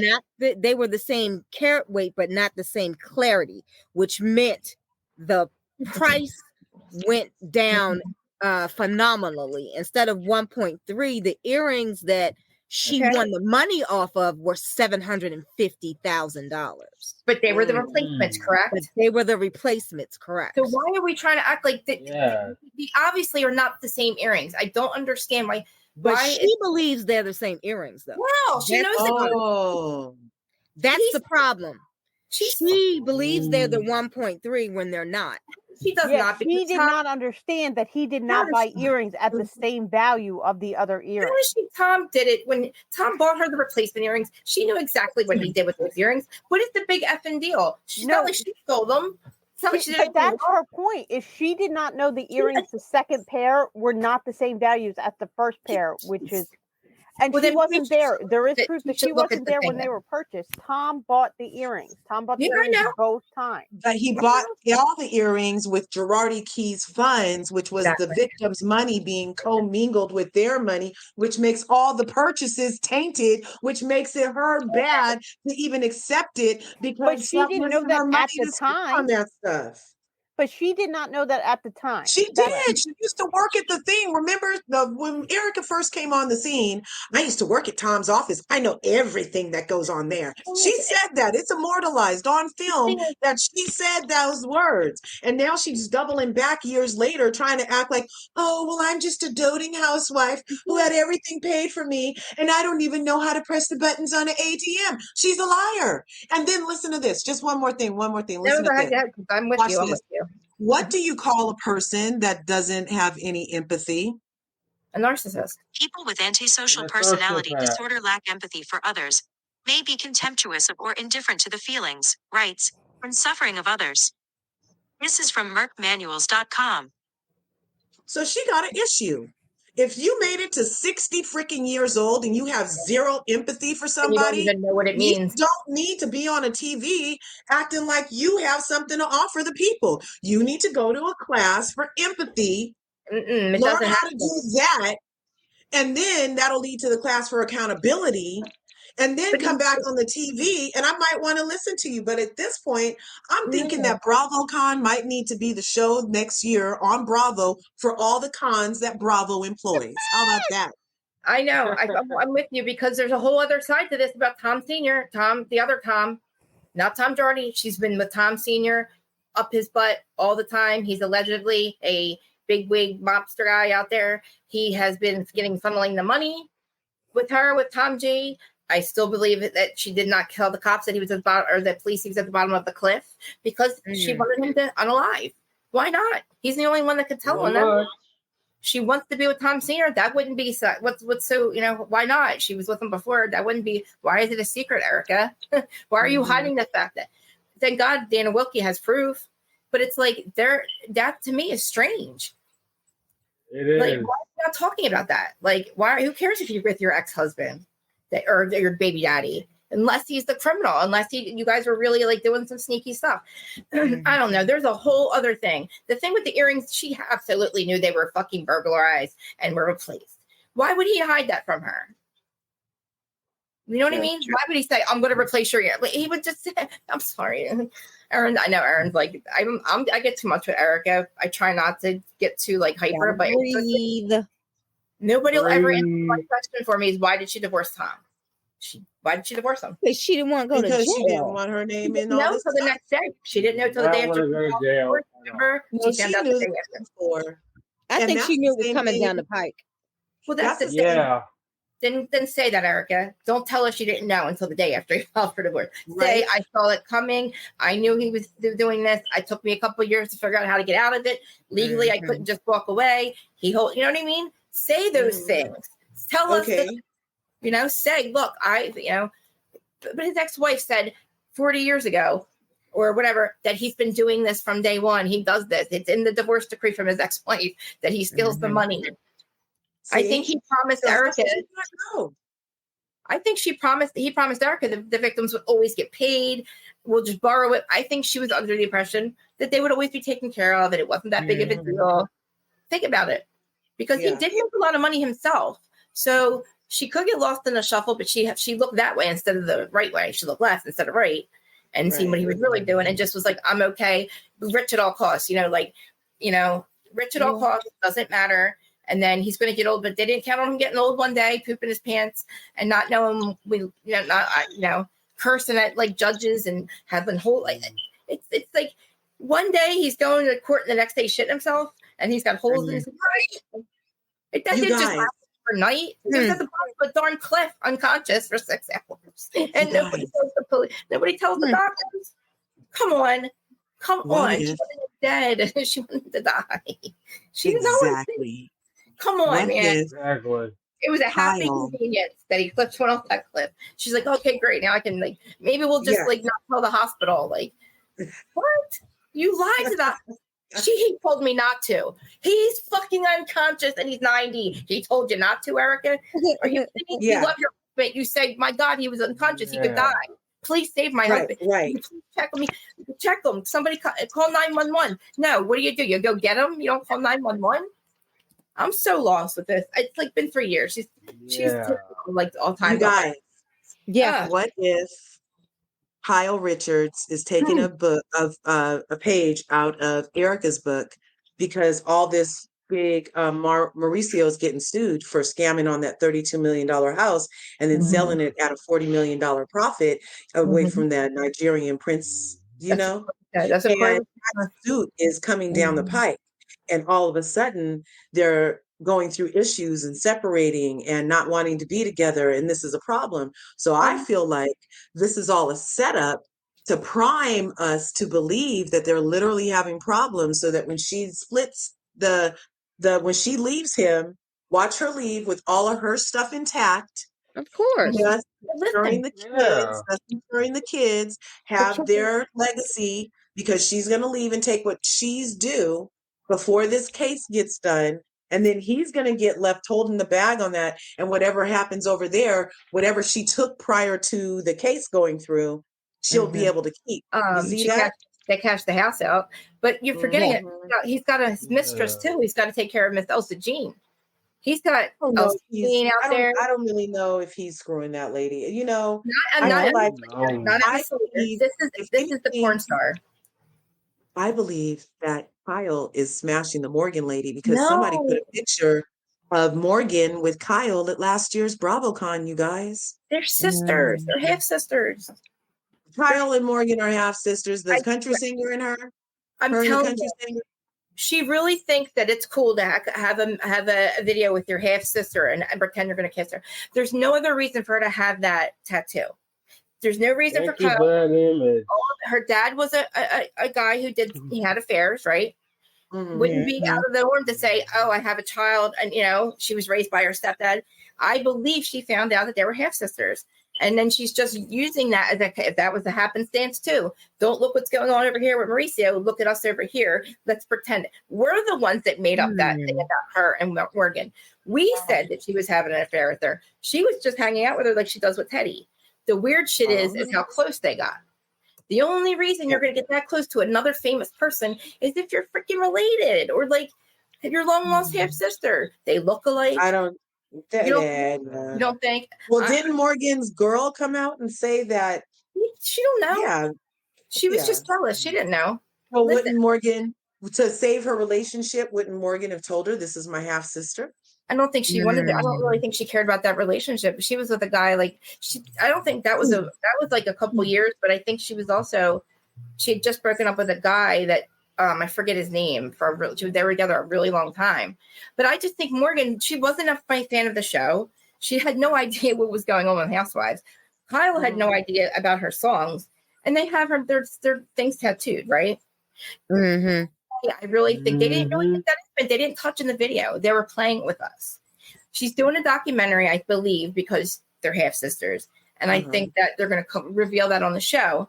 And I think that Mauricio got Elsa Jean pregnant in the beginning of last year. Brandy told Kyle because Brandy's her best friend, and I know that she didn't have it or whatever. But like, he's not secretive about that. Also, if you guys just, I actually have seen if I can, I'll send you guys the link. I want to ask Dana if I can put receipts up. But the stuff about Elsa Jean and Kyle just does not. I'm googling Elsa Jean now. And Dorito kissed his back. Remember? That was weird. And now supposedly PK and Homegirl are having problems. But what's the girl's name? Elsa who? Elsa Jean. Elsa Jean. Yeah. Be careful when you Google her. Put Mauricio's name in it because she's a really popular porn star, and I can't get rid of it on my laptop now. Okay, well, luckily, you know how on iPhones it kind of helps you a little bit on that part. A little bit. I don't know. I don't watch porn. Just kidding. Interesting. Because she's weird, Shay. Kyle thinks it's cool to, let's do a video. Like, we're going to act like they didn't really kiss or anything. But we're the ones that made that up. We're the ones that said they're having an affair, blah, blah, blah. Look, she said, don't Google her. Too late. I'm nosy. I'm going to see if I can get the stuff I saw. I won't show the Patreon stuff. I don't want Dana to get mad at me, but I mean, it's not the stuff that Dana found. We could probably find too. But like, you know who did something like that? August Alsina, the one who had the entanglement with Jada Pinkett, Tupac Smith.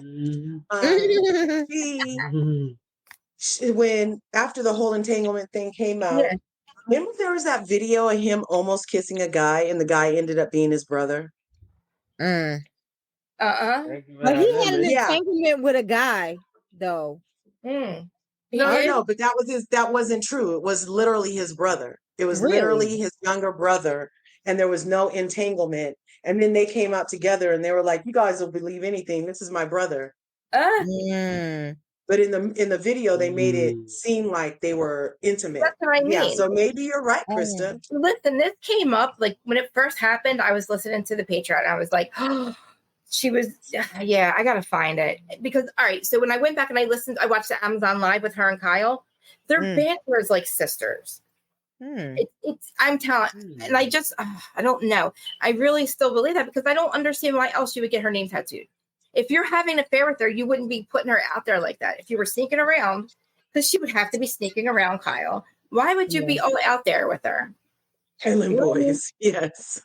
I just...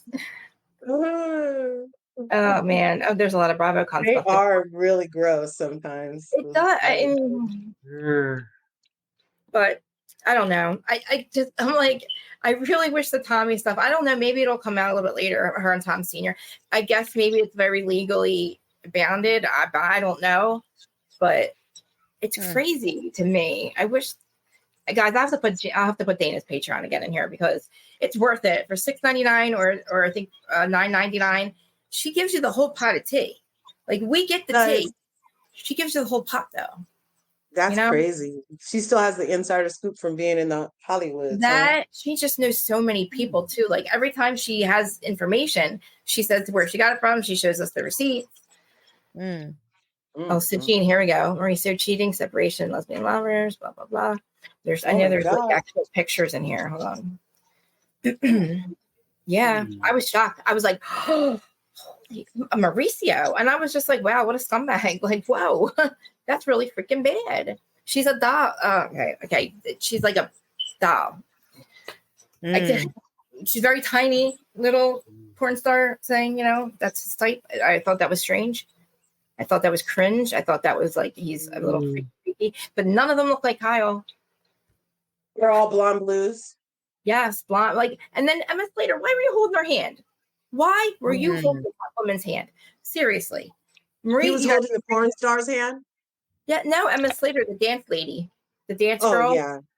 He had her hand. Like, I don't know. She had a baby. I thought she didn't, though. Like, I don't know what I can bring up there, but it was, so there was like pictures or something of them together, and then like some text messages that she had, and a lot of stuff. And it was like Kyle kind of knows about it. So what she said, so what else Jean says, and her friend and Brandy Grenville says Kyle knows. Kyle's known about it for years. She said she doesn't want it in her face, and she allegedly got pregnant. And now Kyle wants, now she's using it as a storyline. But I guess after So, which with Kathy. whoa, wait. Are you, whoa. Are Okay. you telling me Mauricio impregnated the porn star? Yes. Oh, dude. Last January, either last January. What year are we in now? Not this January that passed, the one before that. Oh no. He's very Mauricio, fertile. love I mean, child. listen, like she also Wow. her image got she was in Glamour magazine all of a sudden. They cleaned up her image a lot. Mm. They were going to go for divorce. Now they are. I mean, it's yeah. I'll send you all right back. I'll send it to you. Actually, I'll send it to you now. Yeah, there's a whole thread on Reddit about this. Whoa. Yeah, Reddit. I was gonna say Reddit was probably the good place to go. Oh yes, or you got it.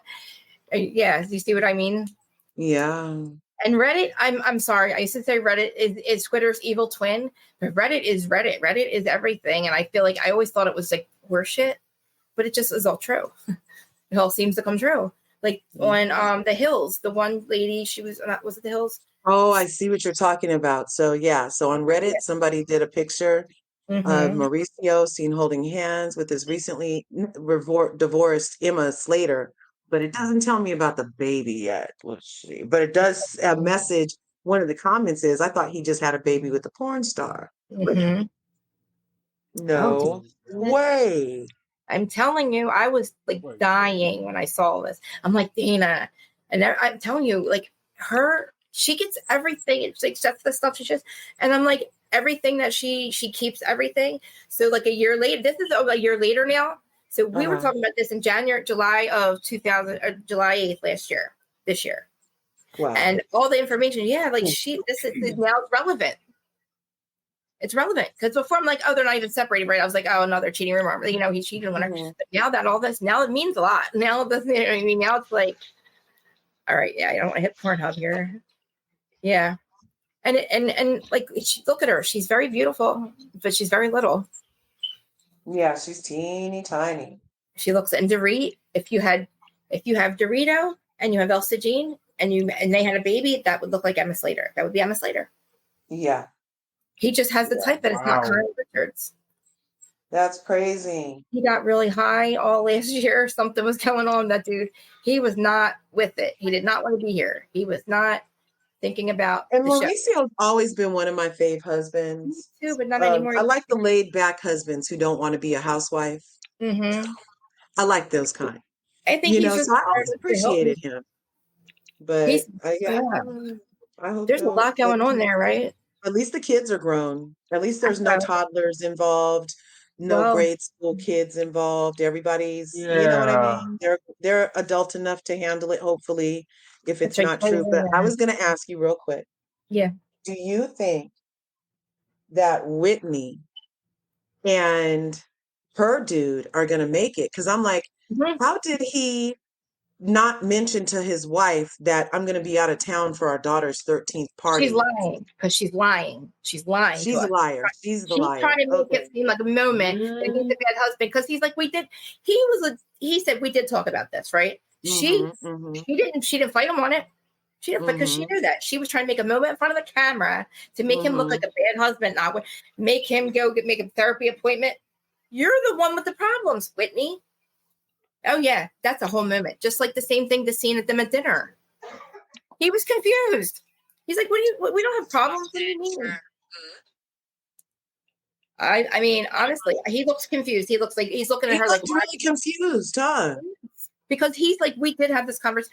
She said, oh, I can move it to the weekend before because you already did, Whitney. You didn't make it on her birthday. Like, you would remember that. Like, you didn't forget. And then she was so okay with, well, I can go ahead and change it to the weekend before, but I'm going to need help. But if you already planned it and were making it for the other weekend, then you would have had more of an issue with it. So you are lying because it was really for the weekend before, because what Krista just said is true, Whitney. You lied to try to make a moment. You're not going to move the birthday party. Oh, I can just move. No, you made a plan. That was the plan. That was the plan. That was all. You wanted him to go back to work. And now that he has to go back to work, she's going to make it look like they're going to get a divorce over it. And again, breakfast, who makes bacon and eggs on a Tuesday morning for kids that have to go to school? Who has the time to do all that? Nobody. Right. in the morning. I know. And Right. why is he putting his ring in the drawer? Because he knows that she's trying to make a storyline, and he's like, man, I don't know. I think he forgot to wear it that day. I forget mine once in a while.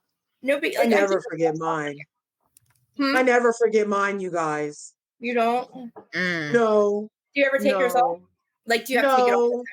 See, mine I take on and off. I mean, because of my arthritis, my fingers swell, so I always take my rings off. Yeah, I mean, I don't think I think that's something like that he just forgot one day, just like Kyle said.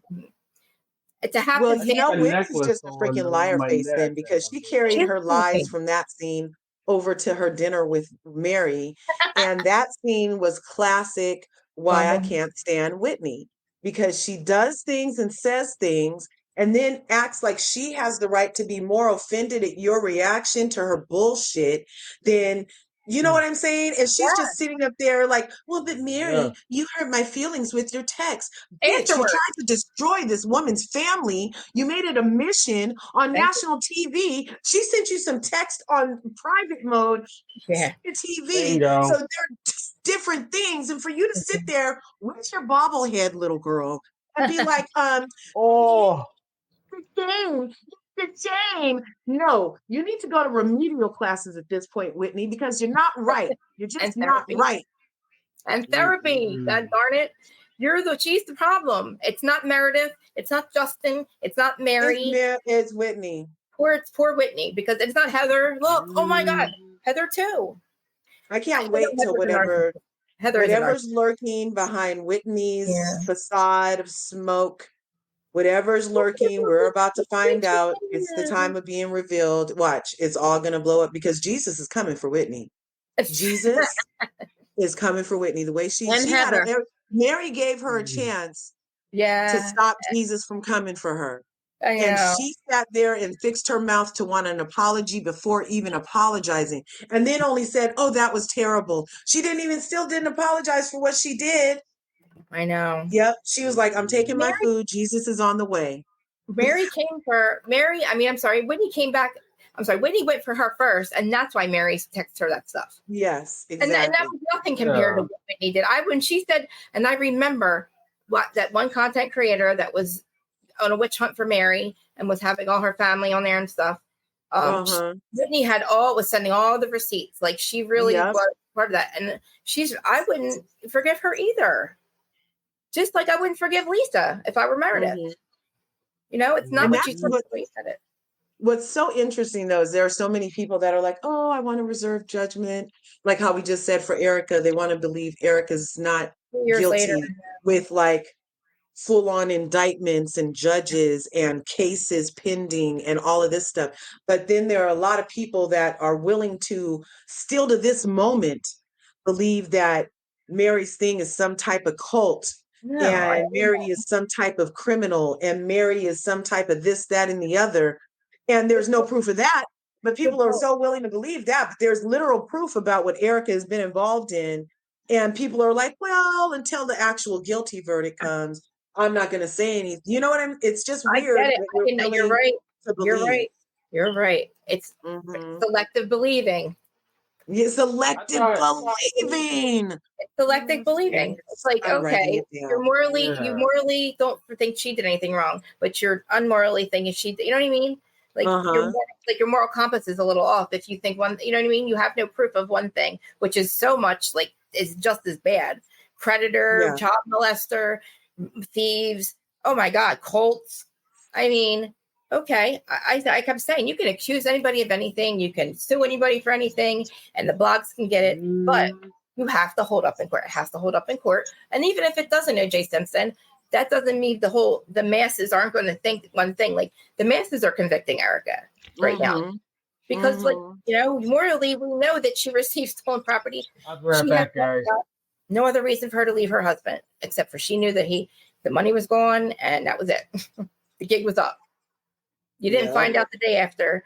I know I'm going to probably say this to the day I go somewhere else, but I just want her to be like, I knew, and I found out or something, and it took me a couple years, because it would take her probably a couple years to figure out how to leave the dude.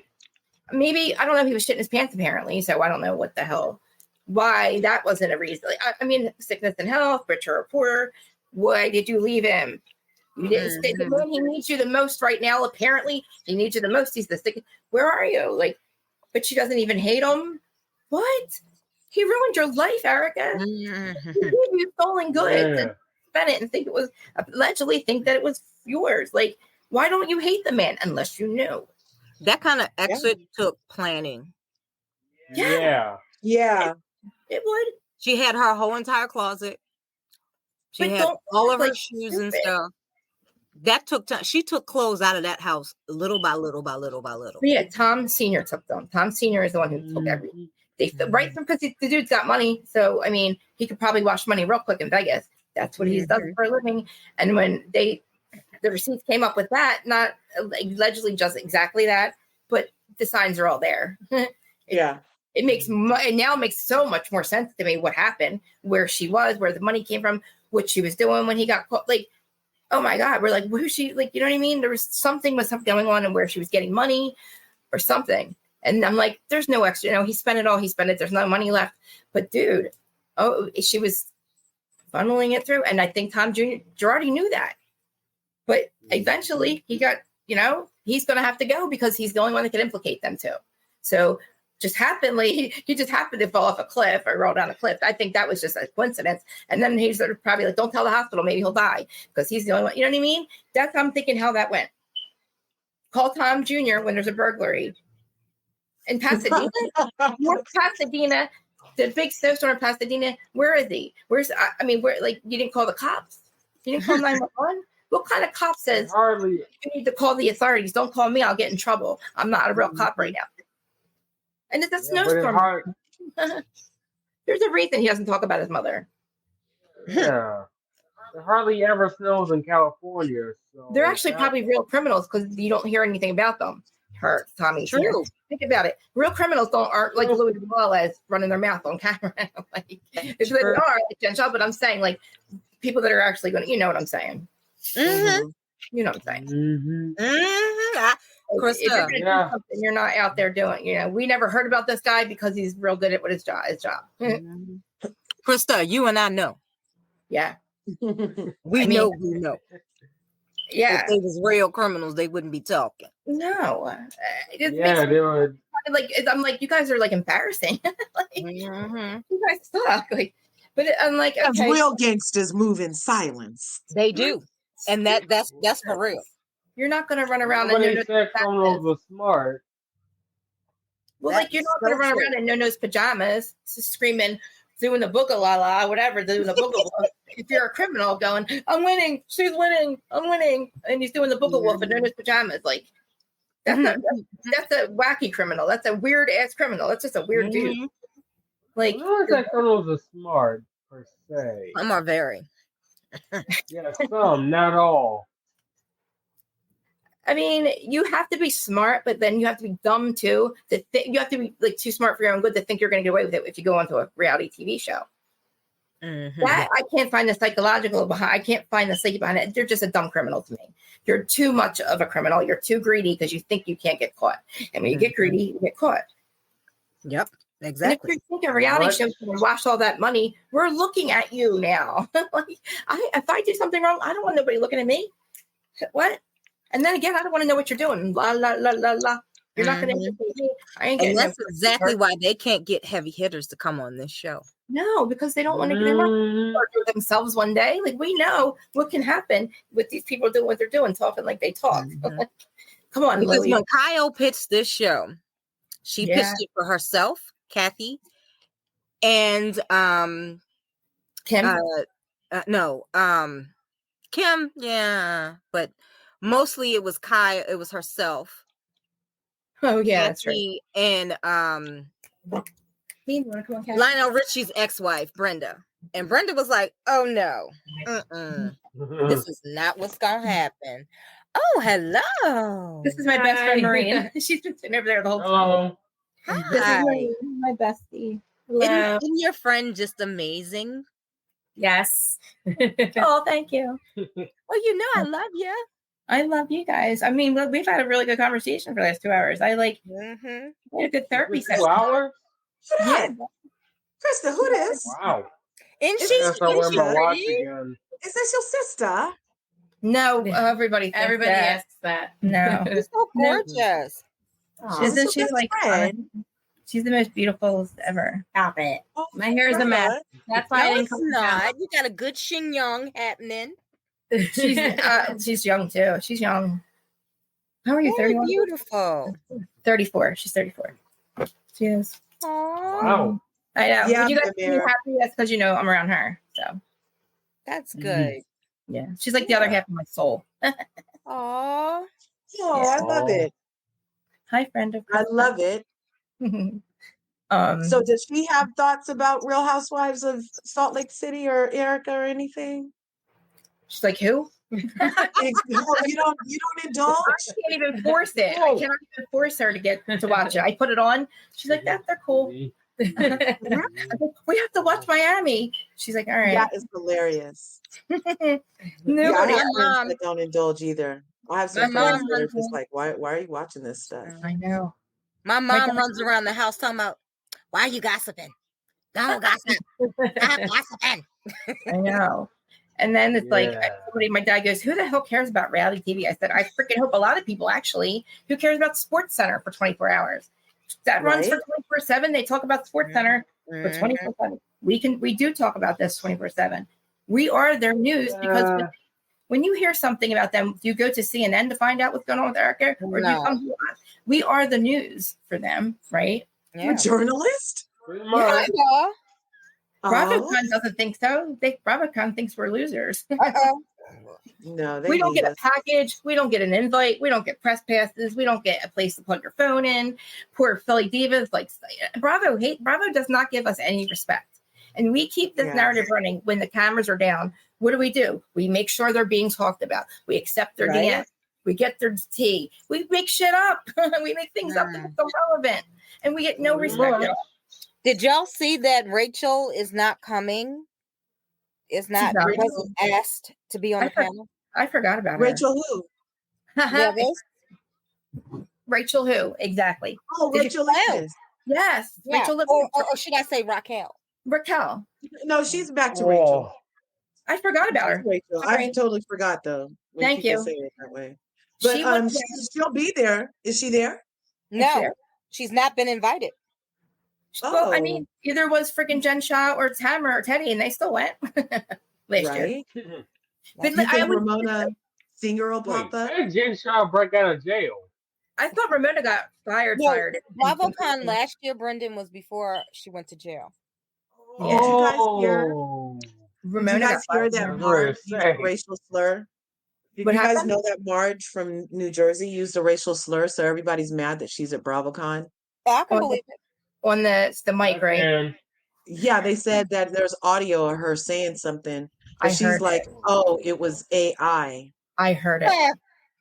Do you heard it? Do you think it was AI? No. It was a slip. It was a mic slip. She didn't realize it. Yeah. I heard. Yeah. So yeah, she should not be at BravoCon either. I love Marge, and I would tell you the truth I would tell you if I thought it was AI because I wouldn't want to. But the way that it came out, the AI is it that good? I mean, come on. She didn't realize the mic was on, and she just said it. She said the N word. Mm-hmm. No, I usually like Marge. See, I don't like being off of that. I never liked Marge. I'm not gonna excuse her. I let you guys. You know, yeah. I'm not gonna say a word about it because I was like, how reckless can you be? Well, I just don't understand why Bravo is so slow to act on some things and quick to act on others, and they just need to exhibit. They're confused. Modium of consistency on these types of things, and that will help us. TLC does it. TLC, if they even hear you get pulled over, you're done. Oh, you got a charge, you're done. You said this, you're out. TLC fires you. They have no tolerance for anything, and that's why TLC should, But then I think Bravo does this purposely, of course, because they do. They want the drama, and I'm like, that's why Peacock NBC is going to just.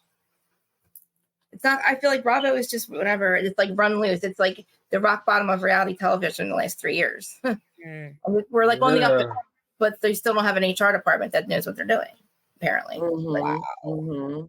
Yeah. I think the other one too. I think the other one is a hot mic away from, what is her name? Dolores, is it? What do you think? Dolores Cantina. Yeah. You think so? Really? Oh yeah. Well, the only reason I was thinking stuff about Dolores is because her dad was a police chief, and So in the part of town where he was, like, it's not super cool towards, and so but there was he never had any cases. I went and checked. He didn't have any brutality cases. So I don't know that she would be. She does a lot of stuff for homeless Black ladies. I hope she doesn't slip up. She also, she was a corrections officer too. So yeah, she was. I mean, I don't think so. Like, I know her, and I don't. You never know. I don't think that at all. I just, her mom and dad didn't live in the same house too. Like, they were separated.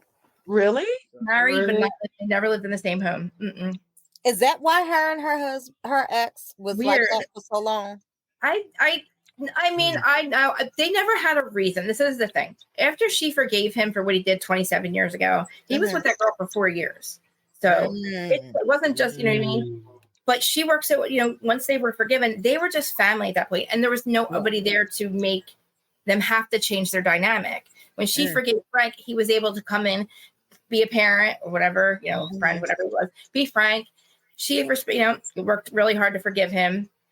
Brittany's the only girlfriend he's ever had, like, really brought. They just got engaged. Yeah, they're engaged. Like, what you see is truly what you get. Like, they are truly those people. Okay. I can promise. I believe that. I promise. I believe that, because if I didn't, I would have to also question my judgment on their friends and people that I know. You know what I mean? People that I would not respect if they were still in business with Frank. Got it. Don't worry. It's Marge. It's Marge who I know deep in my bones. Marge is like Sutton for me. Marge is like New Jersey Sutton for me. I didn't even think of that like that. Neither did I. I don't know. She's messy, but she's a housewife messy. But you also can't have real friends when you're housewife. When you're housewife messy, you can't be friends off camera. That's just true. And that's what happens with that, Like Teresa, she's a hard one to defend. She's a hard one to defend. And Dolores is at the point where she's probably going to stop doing that. But that's what a loyal person is. That's what a loyal friend does. Well, aren't the Gorgas in some kind of new scam? No. Which one now? It was some kind of. I don't know. Real Andy said that he was going to ask Andy about how he feels about the Gorgas being scammers. I mean, if they're scammers, they would have been caught a lot. Like, if they keep apparently they're scammers every year. They wouldn't be able to keep on scamming. They need to worry about what happened at Jackie's friend's house a couple weeks ago. Something scrolled across page. Oh, the men of Jersey. The men of Jersey are just getting to the stage at BravoCon. Joe came out. Frank came out. Who's that? Oh, Lou. Am I allowed to put it on here or no? I'm probably not, right? I was playing it from people's lives and I didn't get a notification yet that I was in trouble. So I did. I was doing a live just going from other people's lives. And they let me. You have the option to screen share or no? Probably not. Right? Yeah, I have present on mine. Do you have it on yours? I do. I don't know if I'm going to erase you guys. Tell me if you see, because I don't do it very often. So I don't know if it actually works. It probably does. So what should I go to Instagram, right? Yeah, Instagram. And who's live right now? All About the Tea podcast, Real Andy BH. Okay. Bravo and Blaze just went off. You guys can see me, right? Yeah, we can still see you. This is so weird. I'm like, I know how to get into my StreamYard and get out. To do this other stuff sometimes. All right, I'm on date. Come on, don't not lock me in. No, we can't get this. The thing with it was Joe Gorga's comedy thing. He got scammed out of his comedy thing, and it's not going to happen. Yeah, I put it to your screen, Krista. I think now if you share that, then it'll go up there. I cannot get to. I'm stuck. Yeah, somebody took his money he had set up because he's trying to be a comedian now. Yeah. I mean, know how funny he is. Do you see the window in the back, Krista? I trying to find. I can't scroll down to hit share screen because my. Oh darn! Yeah, I know. Now I can't even get out of it. No. Next to my picture in the backstage, I just shared my screen with you, and if you share that, you should be able to see it. Okay, hold on. Let me see if why can't I get down here? No. I want pocket-sized Joe Gorga to stop showing his chest. Ah, here we go. Oh wait, that's the wrong thing. Hold on. That's Chat GPT. Yeah. Thank God it wasn't porn. All right, so next to your name, what do I do? Hit you see that? There we go. Can you hear it? Yeah. Yeah. Is everybody there? Can't hear it. Hold on. Yeah. Do I have a thing to make volume or something? Waiting for now. Can't hear it. Oh darn. Yeah, they're introducing Joe Gorga, asking questions. Maybe we'll get in trouble if we can hear it. No. No? It's no music. Okay, where am I at? You guys can still see me, right? Yeah. Yeah. Yep. We can see you. Messed my whole. I'm glad you guys can see me because I'm all messed up. I don't know where I am. I'm not touching anything. I'm all messed up now.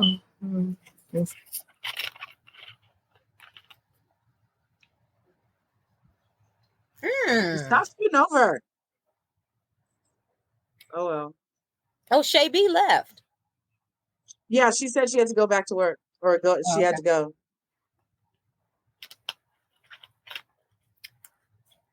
Oh, that's good memory. You can have a great relationship with your husband's ex. It can be done. I mean, that shows you're real mature. I wish you guys could hear it. Sorry.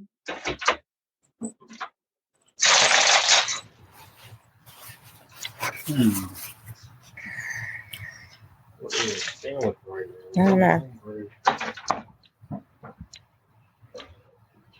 I hear a little bit of something.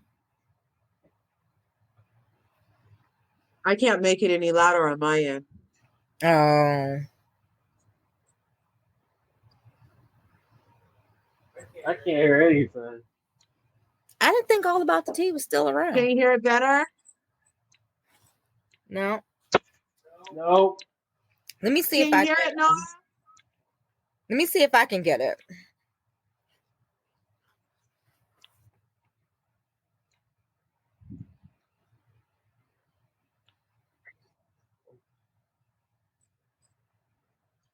If I seem drowsy, I'm sorry. I just came out from getting my blood drawn, so I'm a little tired. Yeah, you guys can't hear it at all. Nope. Yeah, I can't hear it at all. Wait. There's something. Sorry, you guys couldn't hear it at all, so I just took it off. But Okay. they're talking to right now. Joe Gorga is saying why him and Melissa are so good in their relationship. I think they're made for one another. Made for one another, him and Melissa. To tell you the truth. Yeah. Yeah, they are. They put up with one another. I mean, tolerating and they have a true friendship. I think Joe and Melissa do. Yeah, they seem like they literally have fun together and really enjoy each other's not only bodies, but company. Company, exactly. And I think that's like one of the keys to a good relationship is you have to be able to stand to be around each other when you're not having sex. Exactly. Where does Krista go? She'll be back. There. Okay. Guys, I thought I was there the whole time. No, I was down I here. took the thing off because nobody could hear it, Krista. No, I have to be there. But they are still asking questions over there. maybe we should. All right. I think maybe because we're going to be able to watch it again, over and over. But we have to get a Marine's doctor's appointment. But I want to do a live where we can watch it. Some of the stuff maybe later. Yeah, I was cool. actually gonna start running this again if we go off. But you know what I'm finding is that they're able to go live from this panel again. I don't know how long it'll last because last time it ended up shutting off. But this is a good one. Yeah, we could stop this one and go back on somebody's and do it live. Yeah. Okay. I'll be back later. I'm definitely gonna do it. I'll come look for y'all. But okay. Right. Thanks for having me, Krista. Thanks for having us. I love you guys. Yeah, thanks so much, Bren, for coming on. Earlier this week I said get ready. I need you on there. I appreciate everybody. You guys have stayed on this whole time. We had a really good a lot of people watching us on all three things. And I really appreciate it because we had a really good conversation. And I love that we have different perspectives because we're not a cult. So we don't know, we're not cult people. We don't all have to agree. Right. And I think we give different perspectives all the time and show everybody there's not just one, because your perception is your reality, Right. But I appreciate you. I like it. And I like it because you give us the space to do that, Krista, but we all still get to love each other. It's not you know what I mean? That's the point. Yeah. Because we respectfully disagree. And it's that's what we're here for. Exactly. Oh, everybody wants to be I haven't seen her in forever. I know, everybody. I was really excited that everybody came today. I really appreciate it. I love you guys. Love you more. In a couple hours. More. Okay. Bye. Okay. We can't get enough of each other. Not get enough of each other. Isn't that crazy? Isn't it crazy, guys? Listen, this is what we do. We'll be on here together, and then we'll be in the chat. We all have group chats, and then we'll be on the phone with each other because we're all nuts. All right, guys. I love you, Mimi. Thank you, guys. All right, I'll be back later. I think. I don't know. Maybe on somebody's, but I love you guys. Who's Starting on podcast? I probably didn't let you guys go this long. If I do, I will timestamp everything. So please follow it. Please, all that crap. Subscribe. And I love everybody that's watching. I see you all. And I will talk to you later. And I know, isn't it?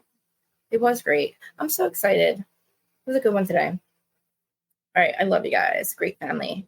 It was a great family therapy session. Oh, yeah. I'm in my stream. Sign up, you guys.